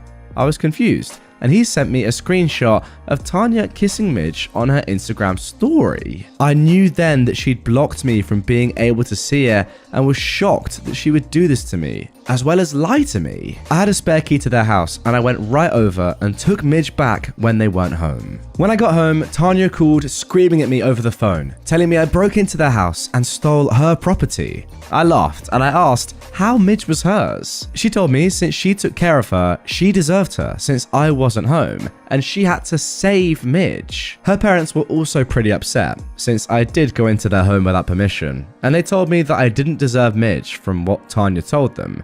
They told me they decided my uncle is going to take allergy medication and so that Midge can stay there and I needed to give her back. Of course, I said no. Tanya ended up calling my mum, lying to her that I abuse Midge. My mum called angry, asking me how I could do this to Midge, and if I don't give her to Tanya and her family, she will disown me? Tanya texted me this weekend, saying that if I apologize, she might forgive me. Her parents have been texting me all weekend that they're going to press charges since I did go into their home, and they're going to take Midge. I just don't know what to do. I love Midge so much, and my mum gave my aunt and uncle permission to go to my apartment and take her. I know this because Tanya texted me this. I'm assuming to scare me. And I am scared. I'm so scared that one of these days I'm going to come home and Midge is going to be gone again. My brother and dad think I'm a jerk since I did go into their home without permission and I acted out without trying to solve it maturely. So, am I the jerk for stealing my own cats? Now guys, good news. There is actually an update to this r/AmITheJerk post. But first of all, I want to give my opinion, and there is no way that you're in the wrong here. Now, funnily enough, I have a story myself which is quite comparable. My dad, back in the day, had his bike stolen, right? A tough thing. Not as bad as a cat, of course, but a tough story nonetheless. However, he was walking about in the local streets of wherever he lived, and he saw it in the front garden of a house. It was unmistakably his. So what did he do? Well, he jumped the fence, got the bike, and left. Now, is that stealing is my question. It's his own bike that was stolen from him, and he then technically stole it back from someone else's property. Is that illegal? I don't think it is. And let's bring it back to this example. If you're stealing an animal that is yours, then it's not stealing, is it? It was stolen from you, you're just getting it back. One, it's not stealing, and two, it's definitely not immoral. In fact, it's the right thing to do. You're just rehousing your pets. Actually, before we jump into the update, which was posted just a few days later, first of all, some edits. OP has said, they called and left a voicemail to their landlord, giving a brief explanation of the situation. OP is upset since they asked for him to change the locks, but the landlord refused.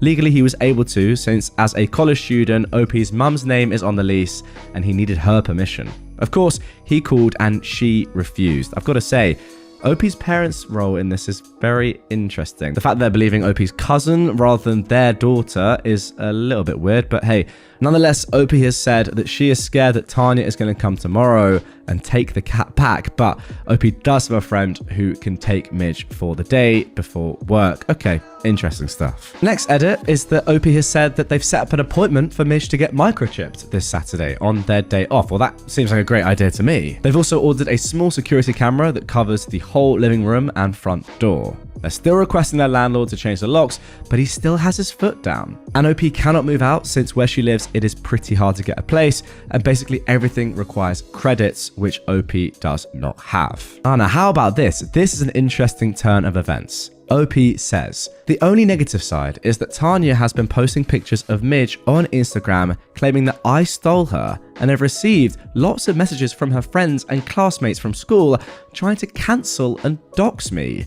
Now, that I don't really care about. Now, Tanya's parents have called me, giving me a second chance to reconsider before they press charges, which I highly doubt they would actually do. In regards to my mum, we're not talking, and I don't want to go no contact with her since I love my mum very much. I'm sure after all of this resolves, we're going to have a mature conversation about how she acted and what was wrong. Now, here we go. Let's get into the updates. I took a lot of people's advice and I got Midge microchip yesterday. As well, I had a conversation with my mum that we resolved together. My landlord still refuses to change my locks. But despite all of this, today, this morning, Midge was taken. I called my aunt and uncle and they just laughed and told me, try. We can hire a good lawyer.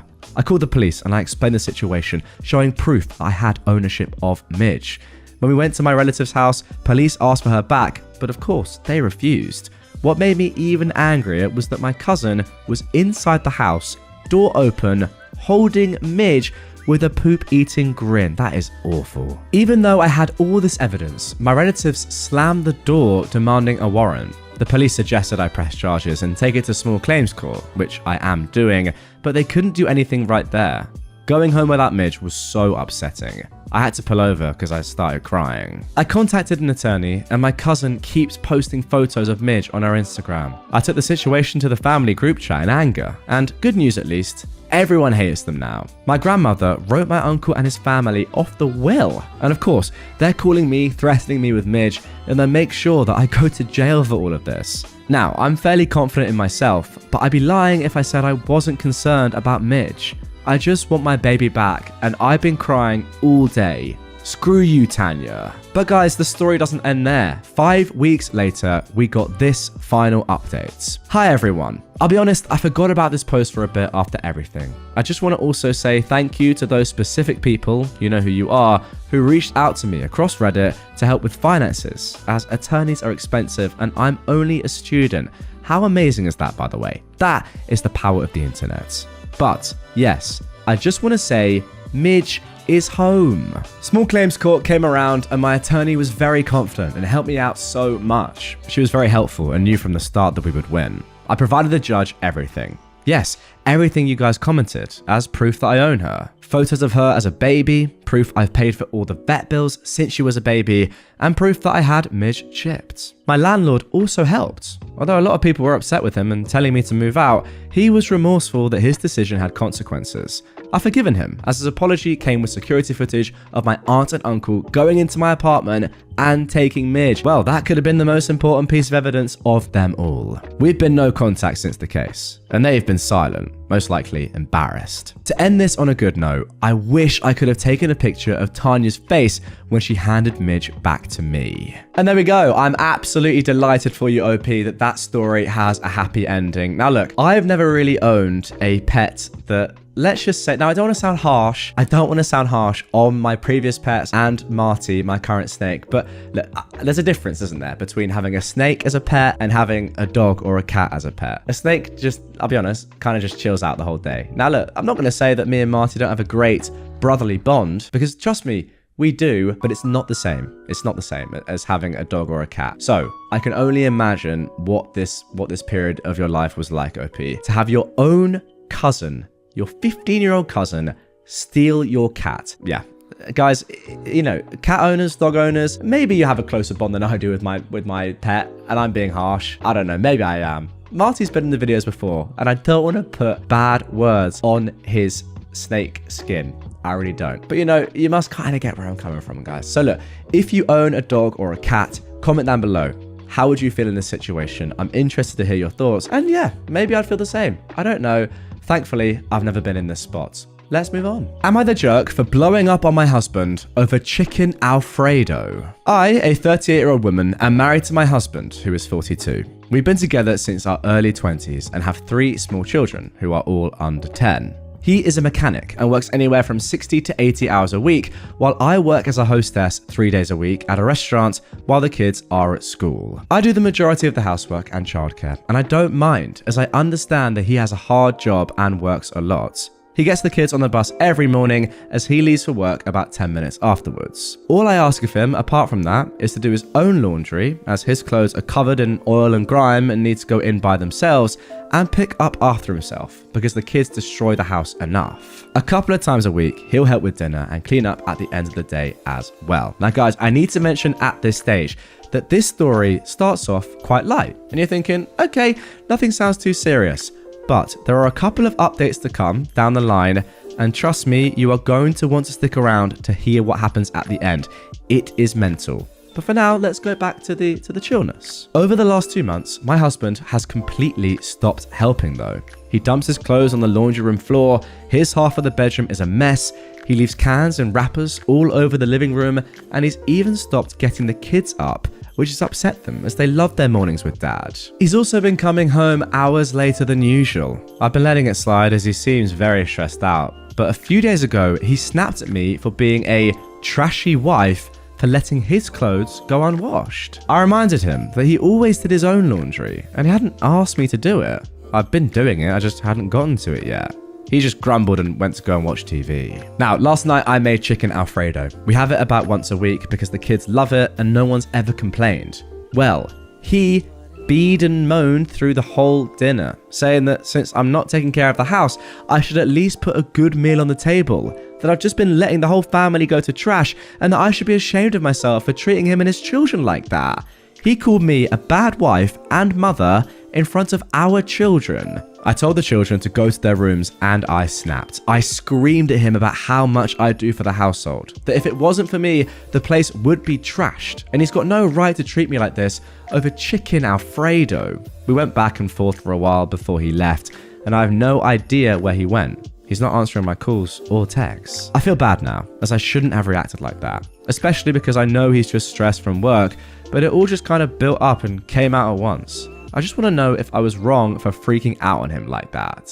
Now, there is an update to come, as I said, but before we get into that, guys, first of all, I want to pick out a couple of relevant comments which OP has replied to. First of all, the top comments. I sincerely hope I'm mistaken, but your husband may be having an affair and setting you up to be the bad wife and mother to justify his behavior. OP replied, the thought of an affair hadn't really crossed my mind. I know that his job lost an employee, so the workload has gotten bigger, so I really hope it's just that. Another Redditor says, in the past 2 months, have you attempted to find out why your partner has changed so drastically? OP replies, I've asked him, but he tends to brush me off and says that he doesn't want to think about work. I do know they recently lost that employee and the workload has gotten bigger for everyone, but he's had co-workers quit in the past and never behaved like this. Someone else asks, have you looked at his paychecks recently? I guess hinting that something else could be going on.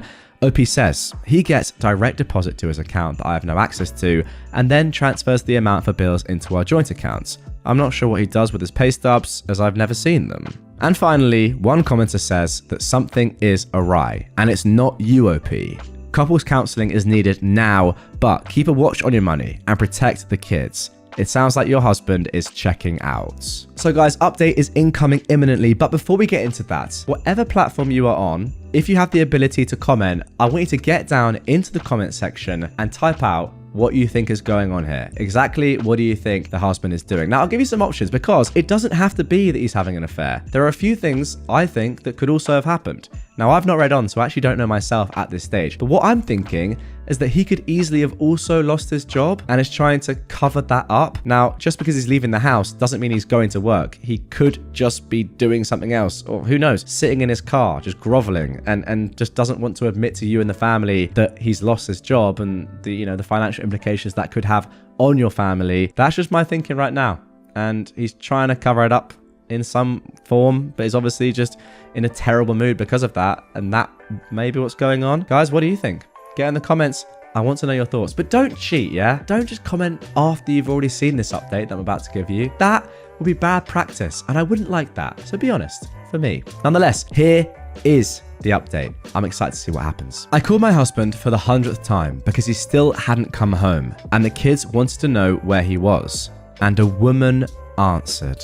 I didn't recognize her voice, and he doesn't have a sister. I asked her to put me on the phone with my husband, and she asked who I was. I said I was his wife, and she laughed into the phone and told me he was busy.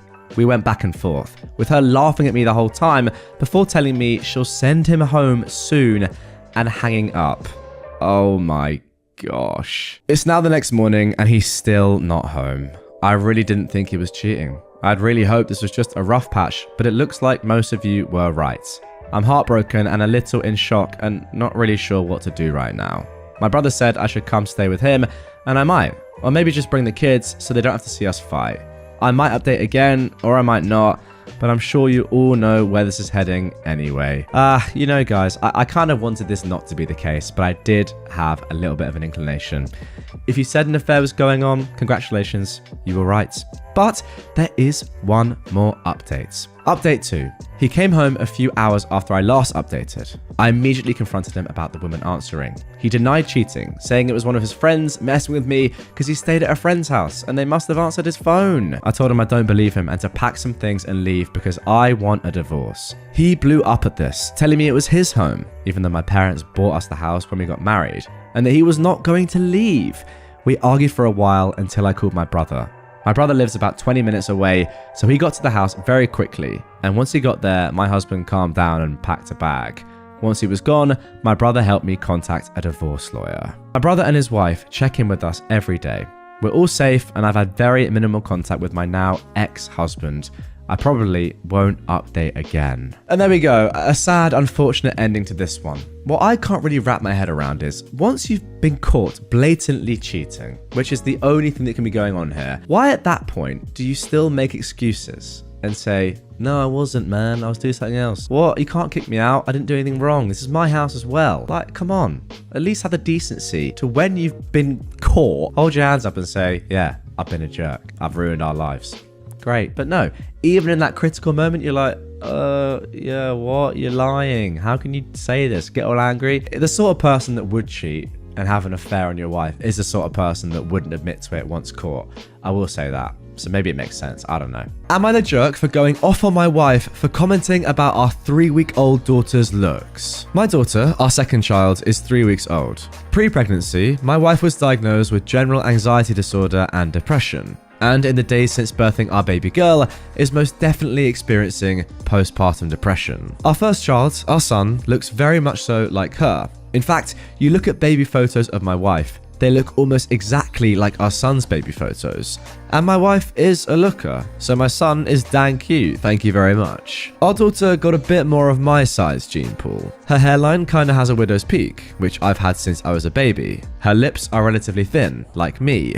Her nose is a little larger than our son's was. I have a Middle Eastern classic hook nose. Nearly every day in my daughter's 21 days on this earth, my wife has made a comment to baby girl about how she's so sad she got daddy's features. Just some of the things my wife has said to our baby girl are, "Don't worry, I'll get you a nose job as soon as you're old enough. I wish you'd gotten more of my features. My family is beautiful and all the women are timeless. Your dad's family, not so much. Your brother has the beautiful pouty lips and you got stuck with those pencil lips. Oh, it's really tough being a girl." Up until yesterday, I was taking a softer approach with comments like, "Okay, be nice," and "Okay, chillax." But today I had enough. And I just snapped, and I yelled at her for like 5 minutes straight, and I cursed quite a bit too. The gist of my statements were, I don't care if she can't yet understand what you're saying, stop putting that trash out into the universe. Our son can understand you, so stop this garbage. I can understand you, so stop putting this trash in my head and making me listen to it. Yeah, life on girls is tough in this world, especially when their mum is trashing all over their appearance. She's freaking 3 weeks old and is still perfect and noble and hasn't hurt a goddamn soul. Stop projecting onto her. And finally, you regularly tell me how your mum screwed up your psyche with all her comments about your appearance. So why the heck are you doing the same to our baby girl? Anyways, she was understandably hurt by my comments, and we haven't really talked about it or debriefed since. I do recognize that part of her comments stem from her anxiety and depression, as well as her postpartum depression, and I also recognize there are a lot of this that stems from her mum's influence on her psyche. Also, I know that yelling and berating people is rarely the right thing. So, am I the jerk here? Okay, first things first, OP, you're definitely not the jerk here. I mean, that's not even up for debate. You have to call her out on this. This is ridiculous. However, what I think is more important is less the question of whether you're in the right or the wrong for how you responded. It's more why this woman is doing this to her own daughter. That's what I think is more compelling. Like, she must know herself, right? Because as you mentioned here, the fact of the matter is that her mum did the same thing to her and she doesn't like it and she knows the effect that it's had on her. So then why is she doing that onto her own daughter? I don't think if she was switched on logically, she would do that, knowing how it affected her. So maybe there's some underlying thing going on here. As you said, you recognize that a lot of this stems from her mum's influence.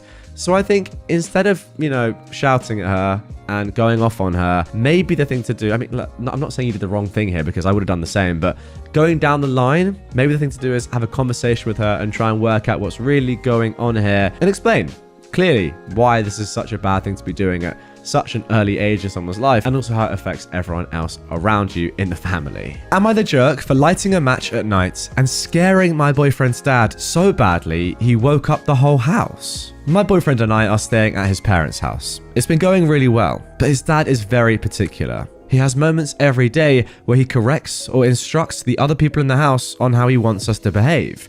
Now, I don't really have a problem with it, but he has a few rules that do make me a little uncomfortable. I don't need to get into why, but I always get diarrhea here. I've been visiting them a few times a year for almost a decade, and it just is what it is. My boyfriend and I used to stay in a room downstairs with a bathroom, and it wasn't a problem. But his brother moved back home, and now we don't have our own bathroom. I don't want to advertise the fact that I have diarrhea to everyone in the house, and I'm not allowed to use the bathroom fan at night, so I usually use poo-pourri or just a drop. When we got home the last time, my boyfriend got a text from his dad asking him to ask me to stop using strong essential oils as it was making him feel sick. I was so embarrassed, and I honestly have been kind of dreading coming here again. I was talking to my mum about this, and she suggested that I bring some paper matches because that's what she used to do. I got some paper matches and they actually worked pretty well. Tonight, I woke up from my sleep because I had diarrhea. I lit a match when I was done, ran it underwater, and folded it up into some aluminium before throwing it in the garbage. I fell back asleep and was woken up a while later by a big commotion. My boyfriend's dad smelled burning and thought the house was on fire, so he woke everyone up in a panic and searched the house to see what was burning. I didn't immediately equate a match with a house fire, and I didn't smell anything when I woke up, so I didn't bring up that I'd lit a match. It wasn't even clicking for me that the match was what he smelled until my boyfriend asked me if I smelled anything when I got up earlier to use the bathroom. Long story short, I just got chewed out by his dad for lighting matches at night or lighting matches in general as a guest in their home. And even his mum was upset because I could have started a fire and nobody would know. I apologized and everyone went back to bed. But then my boyfriend lectured me for like 15 minutes about embarrassing him and playing dumb, about not knowing what his dad smelled and not using common sense. And then he told me to go to sleep and try not to wake everyone up again. I'm honestly fuming. My boyfriend is sleeping soundly and I'm just lying here getting madder and madder. I want to wake him up so we can leave because I feel so uncomfortable. I really don't want to face everyone in the morning. I don't feel like I did anything wrong, but I don't know if I'm thinking rationally because I'm tired and I can't fall back asleep. So what do you think? Am I the jerk? Now guys, I'll tell you what's scary. Lighting a match just sends shivers down my spine. What an absolute load of rubbish. One of the most ridiculous stories I've ever read. This family just sounds a little bit weird and controlling, and it kind of sounds like you've walked into a cult here. I'm not even joking. I'm getting cult vibes. Like they're locking you into things that you can and can't do. You can't have the bathroom fan on at night, even for a couple of seconds. Seriously? It's a bit ridiculous. What, you'd rather the rooms just stink?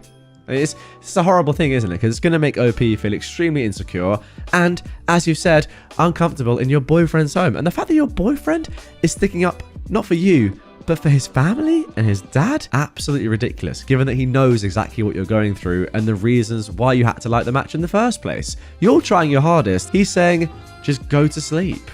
Jerk. Am I the jerk for interrupting my son's dates so he could pick up his little sister? I am a single father to 2 children. Max, a 17-year-old boy, and Lisa, an 8-year-old girl. I usually have Lisa in after-school clubs so that I'm able to pick her up after work. However, yesterday evening, I was given some work that had me working overtime. I did try my best to negotiate out of it, but my manager told me that the assignment was to be completed by that night, so I just did. It was nearing towards 6 p.m. and I just knew I wouldn't be able to make it to Lisa, so I called Max and asked him to pick her up. He responded by saying that he couldn't because he was on a date with his girlfriend for their 6th-month anniversary. I told him that I understood, but that I really needed him to get Lisa and that I'd make it up to him for interrupting. He just angrily turned off the phone, and I thought that while he was mad, he just decided to pick her up. But 30 minutes later, I received a call from Lisa's school as to where I was, as the school was close to closing down and nobody was there. Luckily, one of Lisa's friend's mothers said they'd drop her off, and that was all good. However, I don't really like it when Lisa goes with that particular friend. Not because of the friend, but because of the mother. She has this habit of asking maths questions in the car that she knows Lisa is unable to answer, and then she criticizes her over it. It's all just very mean. I called Max and asked him where he was, and that he was in big trouble when he got home. He just told me that he was busy and to leave him the hell alone. He came home at around 9 p.m. I told him he was grounded and that he was not allowed to use the car for a good 3 weeks. At that, he got all mad and said that it wasn't his fault. I was failing as a parent and unable to afford someone to collect Lisa. I just want some insight on this situation. Was I being too harsh? And am I the jerk for interrupting his dates? Now, this is an interesting one because from my point of view, if I put myself in your son Max's position, there is nothing I can think of that is worse than my date with my girlfriend being interrupted by my dad. Fair enough, from Max's perspective, that is just not something that you want to have happen, and I completely understand that. However, from your point of view, the stuff that he is saying to you is absolutely mental. I'm sorry, it is. The fact that he's saying you failed as a parent because you're unable to afford to collect your daughter is crazy. And for that alone, like, I'm sorry, you're right, he has to be grounded. Simple as that. Less so the fact that he didn't pick your daughter up when you asked, more because of this complete disrespect. I'm going to be honest, he really should have gone and picked her up. Like, that is the least he could do. But I wouldn't hold a grudge against him if he was really angry in doing so. And like you said, you thought he just turned the phone off and went and did it and was angry, and that was okay. However, that, and then on top of that, the stuff he said to you, no, you're definitely not the jerk. It's just a tough situation for him, but you can't react like that. That is absolutely disgraceful. Now, interestingly, OP has actually added some more info. Max and Lisa's mother, by the way, I know it's probably Liza, but I called her Lisa off the rip, so I'm going to stick with Lisa. Max and Lisa's mother is not present in their lives. And no, he doesn't like socializing with parents at Lisa's school. Fair enough. He works a lot of the time. Hasn't found time outside of the yearly parent meetings. Completely fair enough. And then also he says, OP this is the third time that he's asked Max to pick up his sister in the span of 1.5 years. So it's not a regular thing. And again, some people are asking why they don't have a nanny. Money is tight. Fair enough. You're doing all you can. It's not as if you're like, you know, slinking off and doing what you want to do. You're working hard. Your boss has got you locked in at work. It's a tough one. It really is. And I do feel for Max a little bit. But once again, you can't be saying those sort of things to your father. Am I the jerk for giving my mum the wrong start time for my birthday lunch so she'd be on time? I am a 22-year-old woman, and my mum, who's in her mid-40s, is one of those people who is always late to everything. I'm talking family get-togethers, birthdays, graduations, weddings, you name it, she's showing up late. At first, growing up, I just thought it was because she's bad with time, but as I've gotten older, I genuinely believe she likes making an entrance. I personally find it, 1, rude, and 2, embarrassing, as it's not like it happens once in a while, it literally happens at every single function she's invited to that has a set time. Many family members have complained about this, but nothing ever changes. It's gone to the point that whenever my grandma has family lunches or dinners, she'll tell my mum it starts an hour earlier than it actually does, so she'll be there on time. My mum doesn't know that my grandma does this. It's a joke between my grandma and me. This past weekend was my 22nd birthday. My grandma wanted to do a lunch for me at her place with our immediate family. The lunch was to start at 2 p.m, but we told my mum 1 p.m. I had plans later that evening to go out for dinner with my boyfriend, so I wanted to leave my grandma's house at around 5 at the absolute latest because I needed to go home and get all ready. Well, of course, my mum was late. We called her at about 2:30 p.m. to see where she was because, you know, it's her daughter's birthday. She just left her house at 2:30 p.m. and still had to pick up her boyfriend on her way to my grandma's, which is 30 to 35 minutes away. So none of us were expecting her to arrive until about 3:30. She finally arrives 2.5 hours late from the time we told her and makes her little entrance. We question her about it. She tells us she thought the lunch started at 2. We asked her where she heard this from, and she said my aunt, who was present at the lunch, told her. We questioned my aunt, and she said that she felt bad lying to my mum. Everyone is pretty annoyed, but we all move on. Fast forward an hour later at 4:30, and I have to start leaving. My mum starts getting all annoyed with me that I'm leaving so soon, and that she barely got to see me for my birthday. I told her that my life doesn't revolve around her and that she should have been there sooner. She started giving me attitude and listing all these excuses as to why she's late. I couldn't be bothered to hear them and I left. Later that night, she messaged me saying that I was acting like a jerk towards her and it was rude of me to lie to her about the time the lunch started. My mum and my aunt think I'm the jerk for lying to her. My grandma doesn't think it's a big deal and that they're overreacting. I came here for some outside opinions. Now, the reason I picked this story out in the first place is because it's very pertinent to me, or at least I thought it was going to be. I am someone that massively struggles with time issues, time management. It's something that I've tried to work on. I'm still just naturally very bad at it. Call it laziness, call it lack of, whatever you want. I don't care. But the truth is, I do struggle with it. However, when there is a set time for something to start, like an event, or, you go into the cinema or the theater or something, and you know that it starts at this certain time, or someone's birthday officially starts at a certain time, I'm not going to go late then and make an entrance. Like, who does that? Sorry, that's just strange. Like, yeah, look, I'll hold my hands up. Sometimes I do happen to be a little bit late, but I'm not choosing to do that, nor am I coming in making a big entrance. I'm coming in sheepishly and saying, yeah, sorry, I'm late. But I'm here now. That's it. I'm not doing this. This is ridiculous. And also, the fact that she's then saying to you on your birthday, oh, why have we only seen you for just a couple of hours? I want to see you for longer. No, everyone else saw you for quite a few hours. A good birthday celebration. You came late, and that is why. You clown. Once again, for the 4th time this video so far, no, you're not the jerk. I tell you what, we're on a good little streak here. Am I the jerk for becoming that parent by causing a stink at my daughter's school? My daughter, Cleo, who is 11, is very active outside of school. She plays soccer, takes swim lessons, and will play outside a lot with neighborhood kids. She's very social. Most of her friends are from outside of school. At school, however, she struggles making friends. Cleo has ADHD and was bullied in 3rd and 4th grade for some of that. While it was brought under control by the 5th, her current grade, these kids still don't play with her and pretty much ice her out. While I don't think that they have to play with her, it also means that she doesn't socialize a lot at school. She's okay with this. Her teacher says our daughter often plays alone at recess or reads. My wife and I were not very concerned and explained she's very social and active afterwards. Cleo is a huge reader. She's currently reading her way through my wife's collection of books from her childhood. She loves them and treasures them, knowing they were her mama's, and wants to take great care of them. She came home on Tuesday, very upset and worried her mum would be upset with her. I asked why, and she said her teacher took her book away and won't give it back until tomorrow. When pressed for more information, she said she was reading at recess. Her teacher walked over, took the book, and told her to go play.